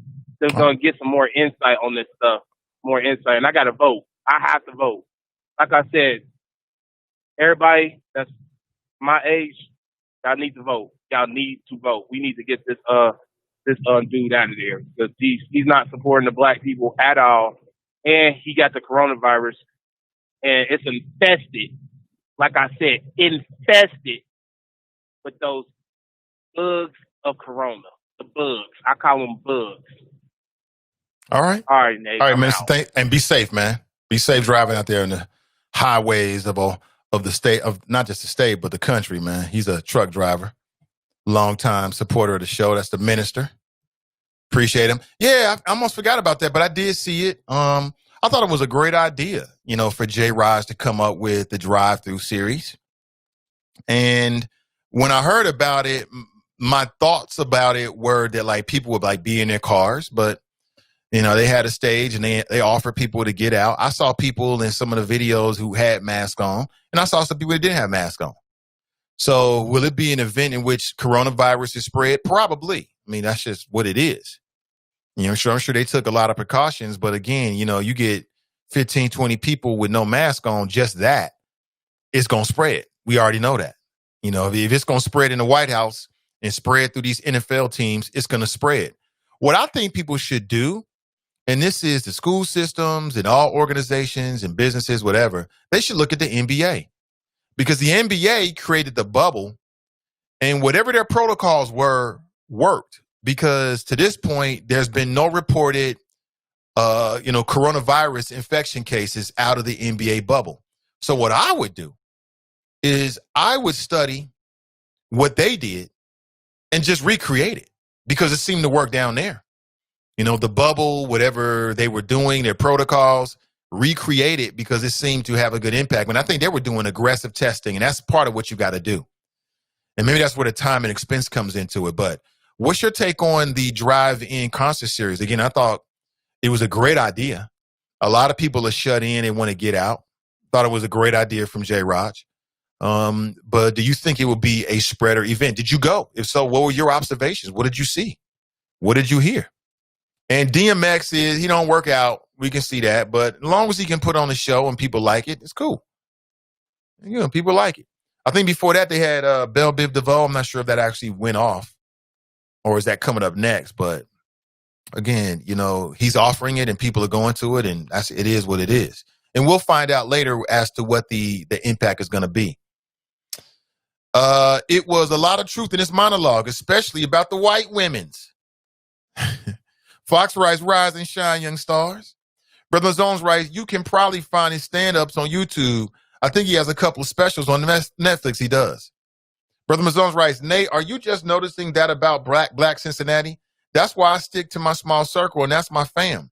Don't have time for these crab-ass suckers. No, this is not just the first time that I'm noticing that there's a crab in the barrel mentality in Cincinnati, and that you got brothers that would rather work against each other than work with each other, and that in a political system, part of the reason why, white supremacy is still winning in Cincinnati is not just because of white people. It's not just because of white politicians. It's because of black people. Black people like this Earl Price, Hamilton County Sheriff, Major, I think it is. I've seen it over and over again. Like I tell you, man, there's some people out there that talk, they blackety black in your face, and behind closed doors, they about themselves. 100%. You know what I'm saying? I've seen it firsthand over and over again. And they talk that ish to the public. Behind closed doors, it's 100% about them. I've seen black women get done very wrongly in this city, including black women that stood out for the community. And nobody comes to your defense. Ain't nobody going to say nothing. It's very, very rare for that to happen in this city. And so it's not the first time, Brother Mazone. It's just part of my job to reiterate it over and over again. You know what I'm saying? It is what it is. And if you think I'm talking about you, I probably am. Simple as that. It's a damn shame. It is. But again, that's just life. That's just life. It's a pleasure to support you, Brother Nate. Thank you so much, Tanika. I ran down and read the list of all of my patrons per my agreement with you, just to shout you out in public for your support in terms of becoming a patron. It means everything. Nobody builds anything by themselves. And if we're going to make CDM and whatever comes after this into the platform that can legitimately, be a major voice in the greater Cincinnati area and beyond, it won't just be because of me. It'll be because of us. So I need your help and your support. Let me see here. See, Daryl writes, I heard the ad on the buzz sounded cheesy. I still haven't heard it. May writes, I'm inside of Facebook right now. Morning, Nate and the Choppers. Samantha writes, good morning, all. Hey, good morning, everybody. Deborah writes, good morning, Choppers. Kevin is in the house. Good to see you, Kevin B. Phillips. The Lamidio writes, morning, great people. Greg writes, matter of fact, I'm not even putting their text up on the screen. Let me do my due diligence. Greg writes, grand risings, Nate and the Choppers. Deborah writes, LeBron has another triple-double. Now, he's not as fast and he's not as athletic, but he's way more athletic than I could ever be, right? But he's not as fast, as quick off the first step dribbles as he used to be. I think we saw that in his one-on-one matchups with Jimmy Butler, who, by the way, Jimmy Butler is a dog. That's a dog. Man, if I was a baller, man, I'd love to play with either one of them. I love his heart and his attitude, and I love his skills. People say, oh, he's not the most talented. Looks like he's got talent to me. But, and this is the difference between good and great, is consistency. LeBron gives you a triple-double damn near every single game, period. He shows up every single series, every single game. Jimmy, he'll have a great game 3, a great game 5. Last night he had, 10 points, 14 points? Nah, come on. It's a closeout game, bro. We need you. We need another 40-pointer.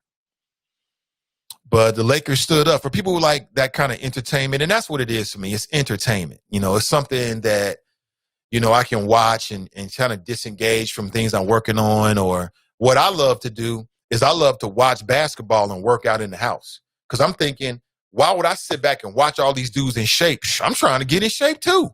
So that's what I love to do. I love to work out and watch sports at the same time. That's one of my favorite things to do. You should try it. It is great. Because there's something about sports that kind of can take your mind off the pain of your workout, or maybe trying to get a 5-mile walk in or something like that. Maybe you're on the Peloton inside your house, you know what I'm saying? You watching the game. There's nothing better. There's nothing better. Carmelita writes, true, but Bron haters got to admit, wherever Bron goes, championships follow. See, that's another thing that Bron has done that Michael Jordan never did. is that in the era of free agencies where teams are moving around a lot, LeBron has brought 3 different championships to 3 different cities. Now he's in LA. What's next? He gonna go to New York? Just knock off all the major markets in the United States. I think that's a different kind of leadership and a different kind of greatness. When you can lead multiple teams of men with multiple different characters to the promised land, to the championship. I mean, it is what it is. I don't know if he's the greatest, but he's great. That's good enough. Kevin writes, facts, good to see you.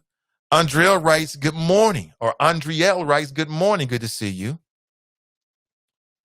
Kevin writes, you and I both, Nathan, loved it. I think he's speaking about Bill Burr. Bill Burr killed it not last night, but on Saturday night, he killed it. And I don't know if they do it live on Saturday. Is it live? I know it's called Saturday Night Live, but is it really live? I thought that they taped some of that, but I'll go with it being live. Floyd writes, Jordan played against greats. LeBron played against who? NBA is in the garbage years. Congrats, LeBron, in the victory. Floyd, I mean, yes and no. Like, Jordan played against greats in their decline.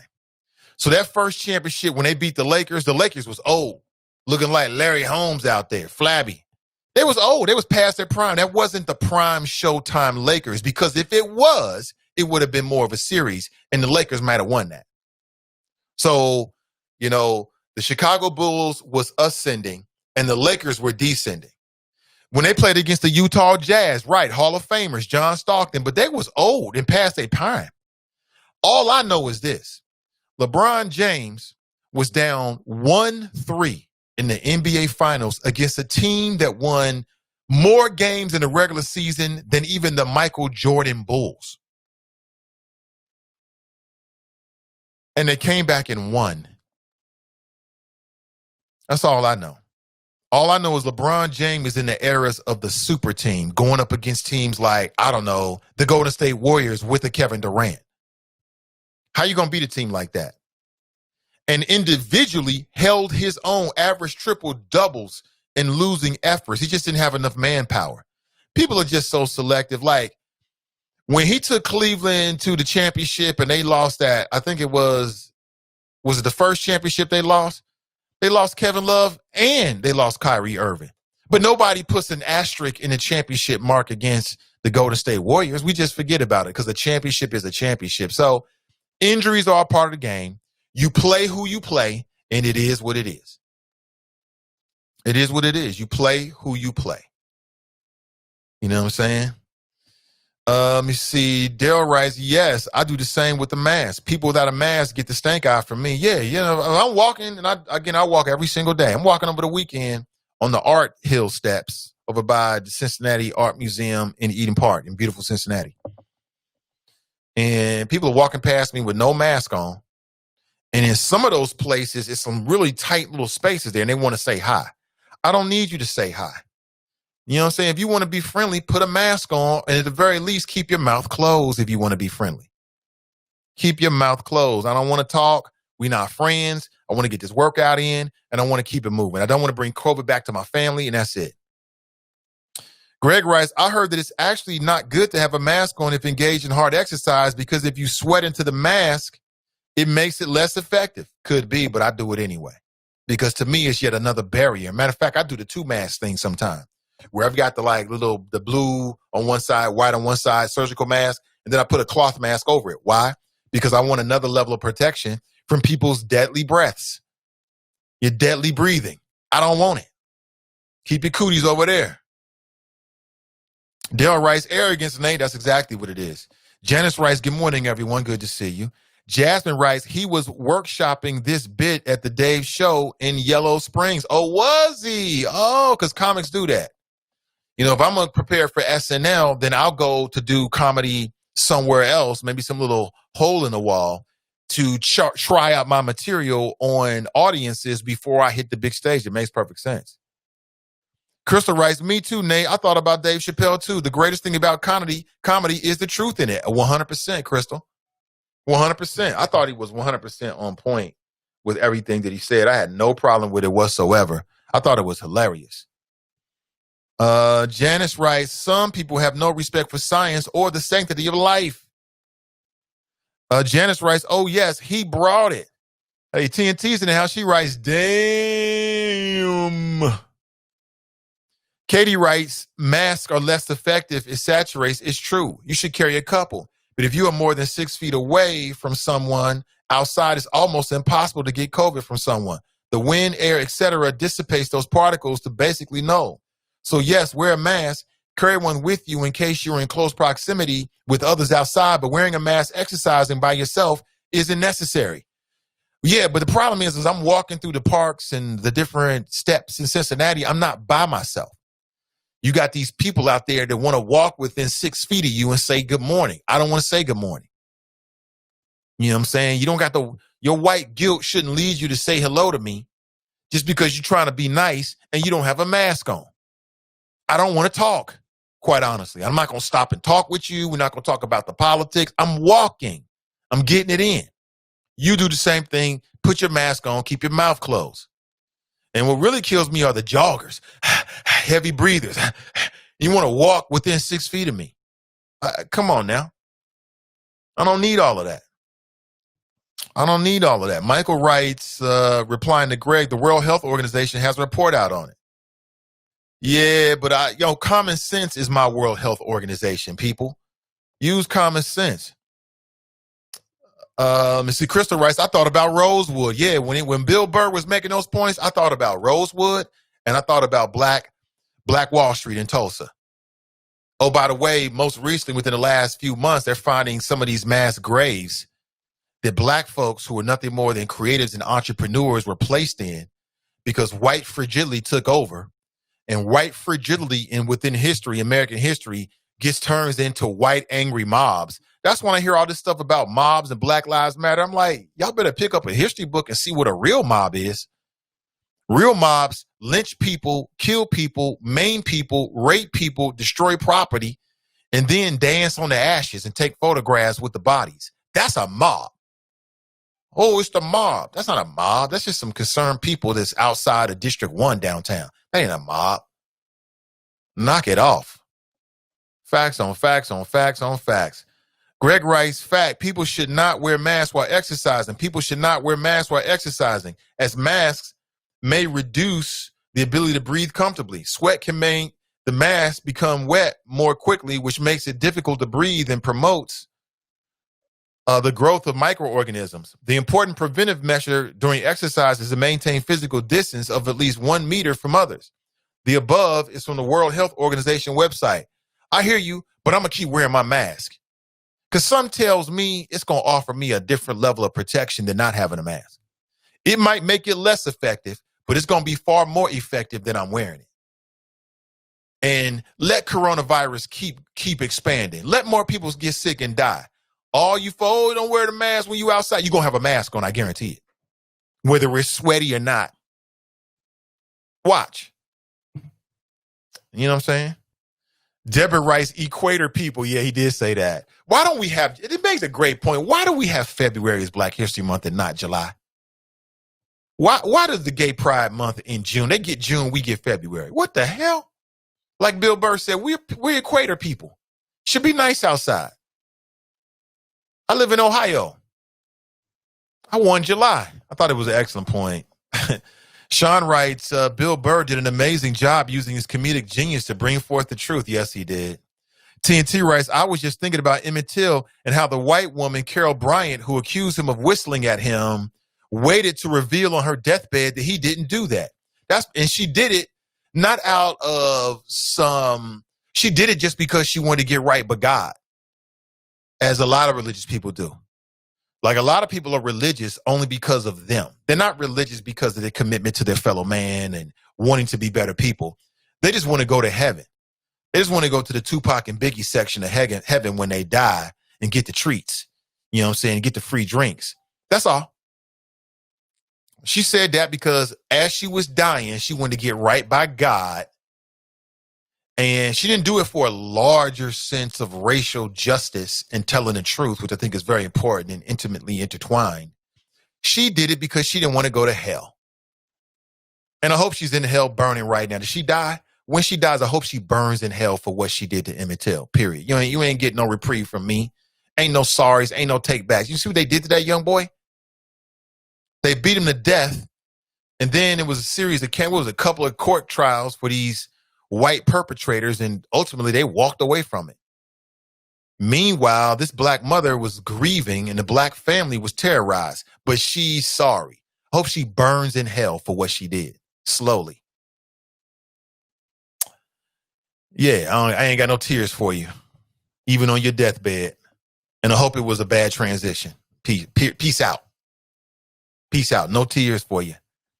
Alicia writes, good morning, Nathan in the Chopper. Hey, thank you for your help, Alicia. Appreciate you. Fast Pitch writes, I have asthma and it's super hard for me to jog with a mask on, but I do choose times, areas to walk where there are very few people and keep the hell away from me. I understand everybody's in a different, place. I get it. I'm just talking about my personal experience. Crystal writes, I'm cool. I don't want to posse up. One struggle at a time. CNT writes, Juneteenth, right? Like, shouldn't we really have June? Since Juneteenth is in June? Something to think about, maybe. Maybe not. Angelo writes, good morning, everyone. Speaking of black banks, not to veer from your flow, Killer Mike opened a black online bank. I applied for an account, and it's a waiting list for over 500 or 50,000 people. Yeah, it was him, the founder of Bounce TV, and somebody else. They're opening a digital black bank to offer credit and other services to black people. And I 100% love the idea. I love the idea. Number one, and we do have black banks. I mean, you got One United that's out there, but okay, great. We're going to have another one.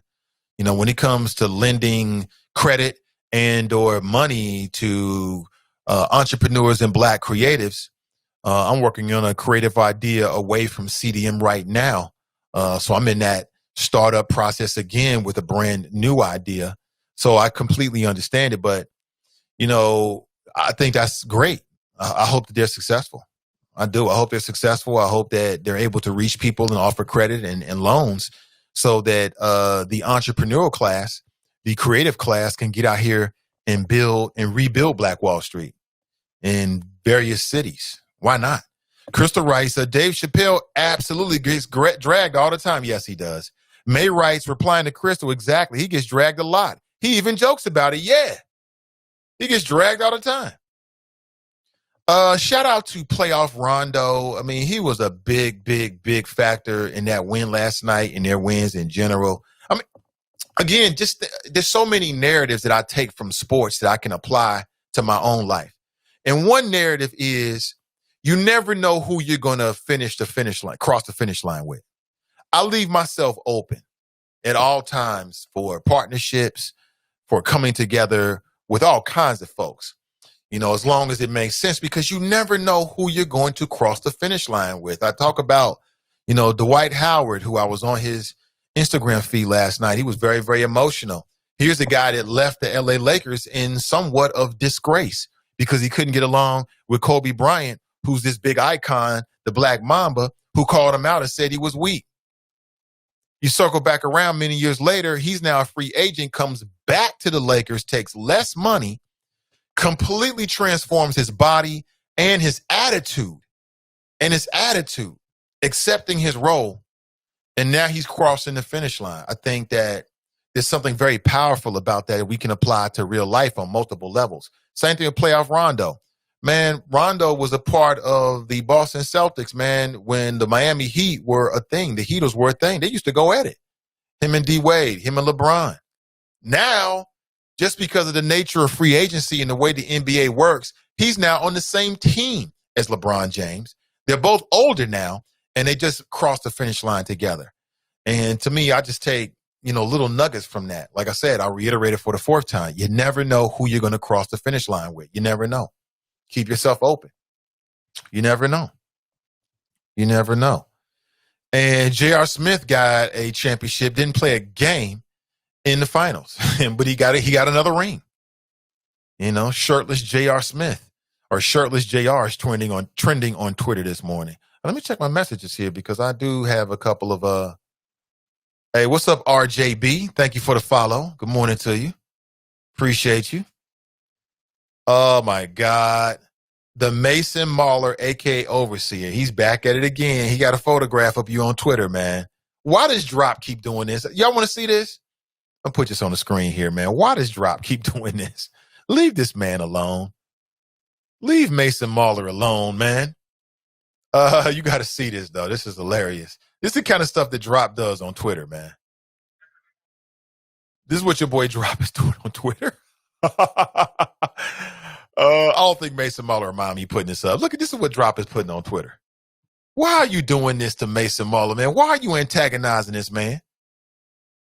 What is that picture down? Is that Barack Obama and Nancy Pelosi? Did you Photoshop that? What is that? Now, that's the man who everybody says should be the next moderator at the presidential debate. Oh, by the way, the latest I've read is it's not going to be a debate because Trump's not going to go because they want to do a virtual debate because he wants to spread COVID or something like that. Or maybe he thinks he'll be less effective if he's virtually or something like that. I don't know. But come on. Again, you can follow Drop and Mason Mahler on Twitter. And they go back and forth all the time. It's hilarious. It's hilarious. I'm in a chop shop. Miss Tiffany Rice, good morning. Renee Rice, good morning, everyone. Good to see you both, as always. Brother Mazone Rice, Bill Burr go hard at black people, too, in his stand-ups. Nothing derogatory or racist. I laugh at it and keep it moving because I know it doesn't apply to me. Is that right? Mason Mahler Rice, morning, Nathan Choppers. Hashtag LeBron, big middle finger to Donald Trump. Clay Travis and all white racist conservatives. Clay Travis, is that the names of racist white conservatives, Clay and Travis? Brother Mazone Rice, you got me suspended on Twitter, sucker, at Drop. What? Wait a minute. He got you suspended on Twitter? What happened? If the Lakers bring that defense next season, they can repeat. I don't think you're going to see the same cast of characters. They need to make some upgrades. They do. They need to make some upgrades on that team.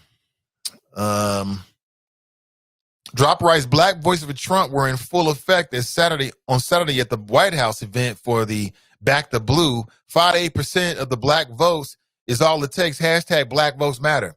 Candace Owens is nothing to make. He's just playing politics, trying to curry favor with the Republicans and the Trump administration so that daddy can say, come on inside. You can be's in the big house. Then cook us up some vittles, Essie May. But you can sleep by the fire. That's all she's in it for. All this Back to Blue as if black people don't. Nobody supports police more than black people. Why? Because if you look at where a lot of the violent crime is happening in our neighborhoods. Nobody calls the police more than black people. Nobody supports the police more than black people. At the same time, nobody should be more critical of the police than black people because of the history and the modern day narratives and storylines in terms of the relationship between the police and black folks. So to me, it all makes sense. And I would not go to this Back the Blue event at the White House. But again, I know some people just want to go to the White House so they can like live stream, like we's here. No, really, I'm at the White House. We's in the White House, right? I don't give a damn about that. You know, Candace Owens is just trying to show her worth to daddy. That's it. That's all it is. I told you so I could be valuable. I told you. Ooh, we made it.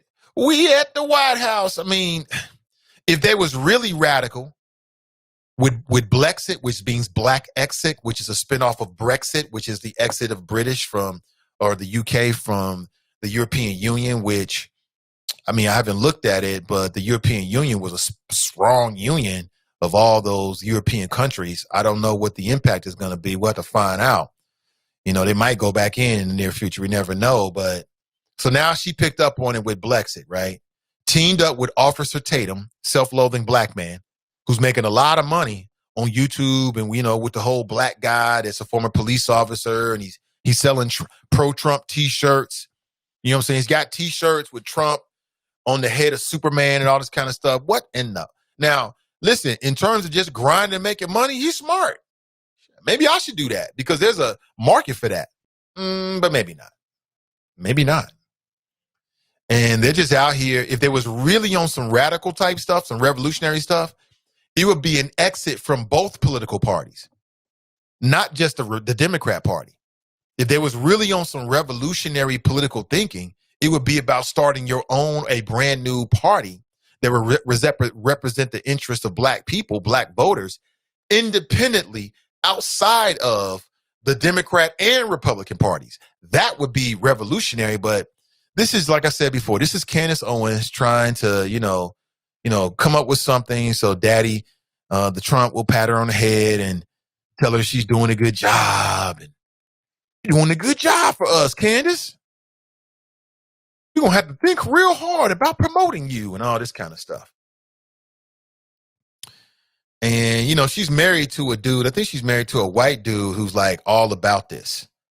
You know what I'm saying? I think he started some kind of organization that, has a very similar mission statement of Blexic, whatever the hell.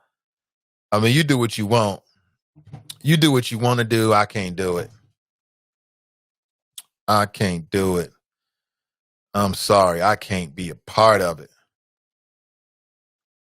I can't be a part of it. I'm sorry. What's up? Somebody's tagging me. What is this?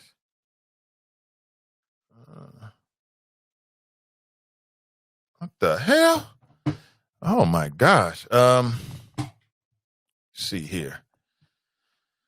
Bill Burr has some great clips on YouTube that was more edgier than this kind of comedy. I understand it's SNL, so it needs to be more tame, but he has gone way harder than this at like MSG and the Philly rant. Oh my God. Yeah, he has. From my understanding, he has. Absolutely. Absolutely. 100%. See, Jack writes, Nathan, why are you wasting your time on what? I don't like to waste my time. What do you think I'm wasting my time on? No Empathy writes, Karl Marx, a man who lived off another man's wealth, LMAO. Marxism is a political economic way of organizing society where the workers own the means of production. Socialism is a way of organizing society in which the means of production are owned and controlled by the proletariat. Oh boy. Trucking with Dante writes, their original mission statement was to disrupt the nuclear black family structure. Brian writes, they're talking about Marxism. Janice writes, all Black Lives Matter means is that Black Lives Matter, period. Right. That's it. Kamika writes, he stood over them on the balcony like Massa ruling over his plantation. Right. I just didn't like the imagery of it. It really wasn't for me. I want to move on here. I want to talk about what's happening here in Hamilton County. It seems like people are coming out in record numbers. Record numbers in terms of, okay, great. It seems like people are coming out in record numbers in terms of voting here early in Hamilton County. I was looking at some of the stuff that people were putting out there, and it looks like overwhelmingly people are coming out in favor of, or a lot of Democrat voters are coming out. And again, if you're a Republican, man, listen, that spells bad news for you. So that might mean that you're going to see even more. You're going to see even more of the negative ads because people are getting scared. That's what that means. 513-873-7134 if you'd like to share your thoughts. And again, I put it inside the Facebook group, Friends Who Like the Nathan Ivey Show. I wanted to know what you want to talk about. I want this show to be a reflection of what's on your mind, what's on your radar screen as well. Hey, what's up, Gina? Good morning to you, TNT. Appreciate everybody. Again, take a second to like and share in particular today's show. But to Hamilton County, early voting, okay, combined requests of early voting and in-person voting by mail. This is as 10/10/2020, which is 2 days ago. The source is the Hamilton County Board of Elections. Sum total 181,297,000 people. The Democrats 62,221. Republicans 27,004. Non-affiliated 91,000. We have to see how people are again. A lot of people are jumping away from party affiliation because they're dissatisfied with both of the major parties. That's going to be quite interesting right there to see what happens. Now, on tomorrow's show, I want to talk about I don't know if this is a meme and or if it's actually been said, but apparently a woman named Jenny Mai, who is engaged to the rapper named Jeezy. And Jenny Mai is, I think she's an Asian woman. That's her background. She's one of the hosts of The Real. And I know that she was formerly married. Now she's about to get engaged to this black man.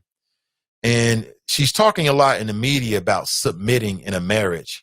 It seems like there's some interest in talking about this. I may bring this up tomorrow and talk more about it. Appreciate you.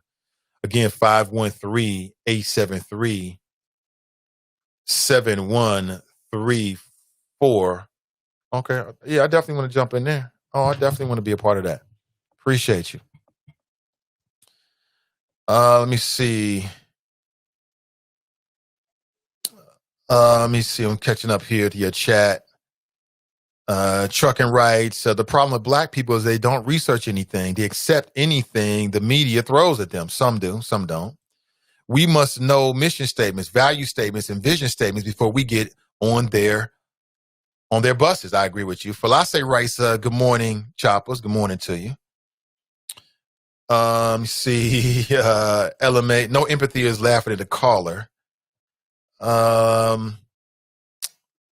Let me see, catching up here to what you have to say. Kelly writes, good morning. Keem writes, DMX was super thick like a Trump rally. DMX attendees go get tested. Our Black Lives Matter. Yeah, somebody brought that up. Yeah. Daniela writes, she's a no vote for same for me, same for Bruce. Something screens them both. I think she's talking about screw them both. I think she's talking about Charmaine McGuffey. Falase writes, they wasn't in the car. No, they weren't in the car. Some people were in the car. Maybe the people that were really more careful about COVID. We're talking about the drive-in DMX thing, which again, I think is a great idea. Shout out to J-Raj. We'll see. We'll see. John writes, good morning. Good morning to you, John. Diana writes, I love him. Raphael Prophet, great guy. I mean, from what I know about Raphael, Mr. Prophet, or Raphael, he is a good guy. Dale writes, what happened to the Black Republican male on city council in 2004? I forgot his name. Black Republican male on city council in 2004. You talking about, I think I know who you're talking about. What's the brother's name, man? I know him. I don't know. It's not coming to me. Let me see. We need somebody who can't be bought and then sell us out for gentrification. Well, can't be bought. Well, can't be bought. Well, what that would mean is that we need to be, in terms of the next mayor, that means that by we, if you're talking about black folks, that means that we need to be a serious part of the funding cycle as well.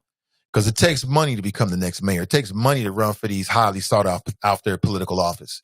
It takes money to become prosecutor. You know what I'm saying? And money talks and BS walks. It is what it is. Greg writes, who's Gary Owens? That's hilarious. Dale writes, Sam Malone. You're right. That is Sam Malone. That is Sam Malone. Jack writes, prophet is the truth. Retired military officer, college professor, retired firefighter, straight from the block, daring to be one of our best. Like I said, when I heard about it, I thought it was interesting. I thought it was very interesting. It's going to be a very interesting Democrat primary. Very interesting. And we'll see who emerges, and we'll see what they're talking about. Because what they're talking about is what really matters. What they're talking about in terms of their platform. And then we've got to judge as to whether they got what it takes to actually happen as well, to make it happen.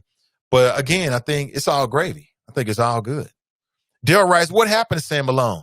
Sam Malone is doing his private citizen thing, doing his black entrepreneurial thing. The last time I heard about Sam Malone, he was caught up with that MSD thing. I think he was doing some consulting work. Remember this? And then the media, or some people via using the media, tried to make it seem like he was doing something underhanded, but nothing ever came out of it. You remember this? Like he was tied up with it, wind burn, something. I don't mean all the details, but I do remember that Sam Malone's name kept coming out. And it was in relation to the Metropolitan Sewer District. Apparently he was doing some consulting and was getting some big checks out of it. And then when some people start doing investigations, his checks and then his name kept coming up. I can't remember all the details. I'm just saying that's what I remember happening. Anime Savage writes, I knew this would make for interesting convo when he was doing that monologue. I went straight to Twitter and watched the comments coming live. LOL, why so serious? It's comedy. I agree with you. Brent writes, good morning, Nathan and Facebook Live family. Checking in from Dallas, Texas. Good to see you. Anime writes, I was extremely impressed. He slid all that in there on SNL and the producers allowed it. And more importantly, and even more importantly to Bill's fans, this was classic Burr. Yes, it was. MAGA hats and powdered blue shirts. Crystal writes, people are tired of playing with Trump. Ronald Reagan's puppet character wore a Superman costume in a Genesis music video back in the 80s. Let me see here. Pamela writes, I saw the concert videos and most people didn't have a mask on. The people up front looked like they were in a mosh pit. They were all yelling, spitting the same song. Yeah, people gonna get COVID, no doubt about it. I mean, it is what it is. It needs to be said. People are gonna get COVID. And I don't know, going to a concert is not that important to me. Now, for other people, it might be people looking for reasons to get out of the house and people feeling shut in. I get it. I mean, do you now, do you. But I will not be surprised if we see an uptick in coronavirus infection rates. I'm not just blaming that event. I'm blaming all the events and people's general attitudes.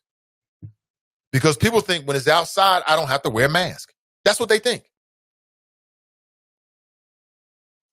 People think that. They think that when it's outside, I don't have to wear a mask.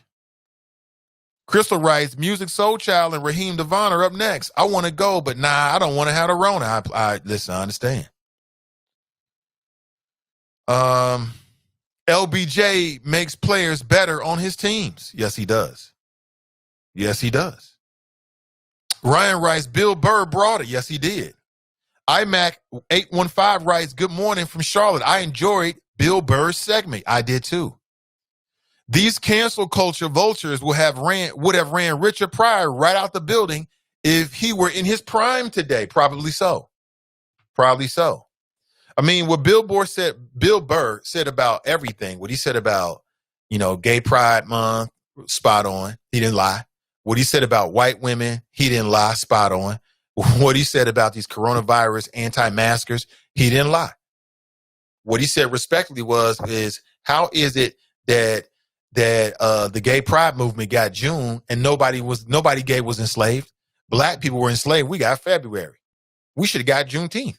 Juneteenth, month of June, it just seems to make sense. He also made some more funny and interesting points about it. When it comes to white women, what he said was that y'all been riding with the toxic white male for centuries, literally, in this country, while the toxic white male was committing crimes against humanity. And instead of standing up and standing out, you was rolling around spending blood money. Now you want to get all in your feelings. It was a great point. And to the super spreaders out there, the anti-COVID deniers or the COVID deniers, anti-maskers, he's like, hey, don't wear a mask when you're at home. Kill off your own family. More food, air, and water for the rest of us. I don't disagree with any of that. Not one bit. Philosophy writes, we asked for February. I think you're right about that. Brian writes, peace out. Good to see you, Brian. Thanks for being here. The bank is called Greenwood. Yes, it is. Sean posted a link. And I think that has a reference to, was that a street in Black Wall Street or the major vein in Tulsa of Black Wall Street? We got February, the worst and shortest month of the year. Give us June and July. All the jazz festivals and black expos are going on then. It will be lit, yeah? Anthony writes, we need investment groups, Nate, do we? I agree with you. Rondo used to get triple doubles like water in the playoffs. Yeah, he's still a baller out there. Now he's got 2 rings. Let me see here. April writes, oh God, not that wench. You talking about Candace Owens? Not that wench. What about Kanye? Lots of elderly voters have abandoned the burning orange ship. Yes, they have. High turnout and voting is usually bad for Republicans. That's why they try to suppress the vote. They know that too. Early voting starts tomorrow in Texas. Hashtag Texas is purple. We'll see if it can go blue or if it remains purple. We'll see. We'll see. It might take Trump at the top of the ticket to turn Texas from purple to blue. We'll see. We shall see. Good morning to you. Joy writes, and Bill Burr is married to a sister. Is that right? I did not know that. That's one thing I did not know. Anime writes, I'm not gone, hold you. Don't forget the whole point of lockdown was not to stop the virus, but to curb the tide. To allow for more respirators and medical equipment to be made. True. But Greenwood is a sham if it doesn't implement Bitcoin and blockchain technologies. Damn, April, I can't say I disagree with you. On point. Hey, listen, folks, thank you for being here. I really appreciate you. I really do. Thank you for being here. Again, the Nathan Ivey Show was the first daily digital show that focuses on the Black community. And there are others looking at our example and are soon to follow. And I really appreciate you. Let me see here. Is there anything else that I want to hit before we roll out? Let's see here. And Ray writes, I've gone on top on white women for decades. Glad folks are speaking up. Mrs. Love Being Black writes, he spoke facts. Cassandra writes, how many black men died because it wasn't consensus? That was all facts. See here. Crystal writes, good morning. Good to see you. CG Dub writes, good morning, Choppers. They spoke of all of Tulsa during that time. Lovecraft was tough to watch last night. Yeah, I haven't watched it. I hear people saying great things about it. It just hasn't been on my radar screen. But I love the commentary of it. I love that kind of entertainment. So it's something that I'm definitely going to check out. Hey, listen, before we roll out of here, I want to say thank you again for being here. Please like and share today's show as we build Black independent media in the greater Cincinnati area and beyond. You know I'm on the right track when other people are watching what we're doing and trying to do the same thing, which I 100% support. But when you see those kind of things, family, that tells you you're 100% on the right track. So your support means everything. I appreciate you. With that, I got to make a move. All right. Have an excellent rest of your day. My son is in virtual learning today. I got to make sure he's tight throughout the rest of the day. We'll talk real soon. I'm Nathan Ivey, and I'm out.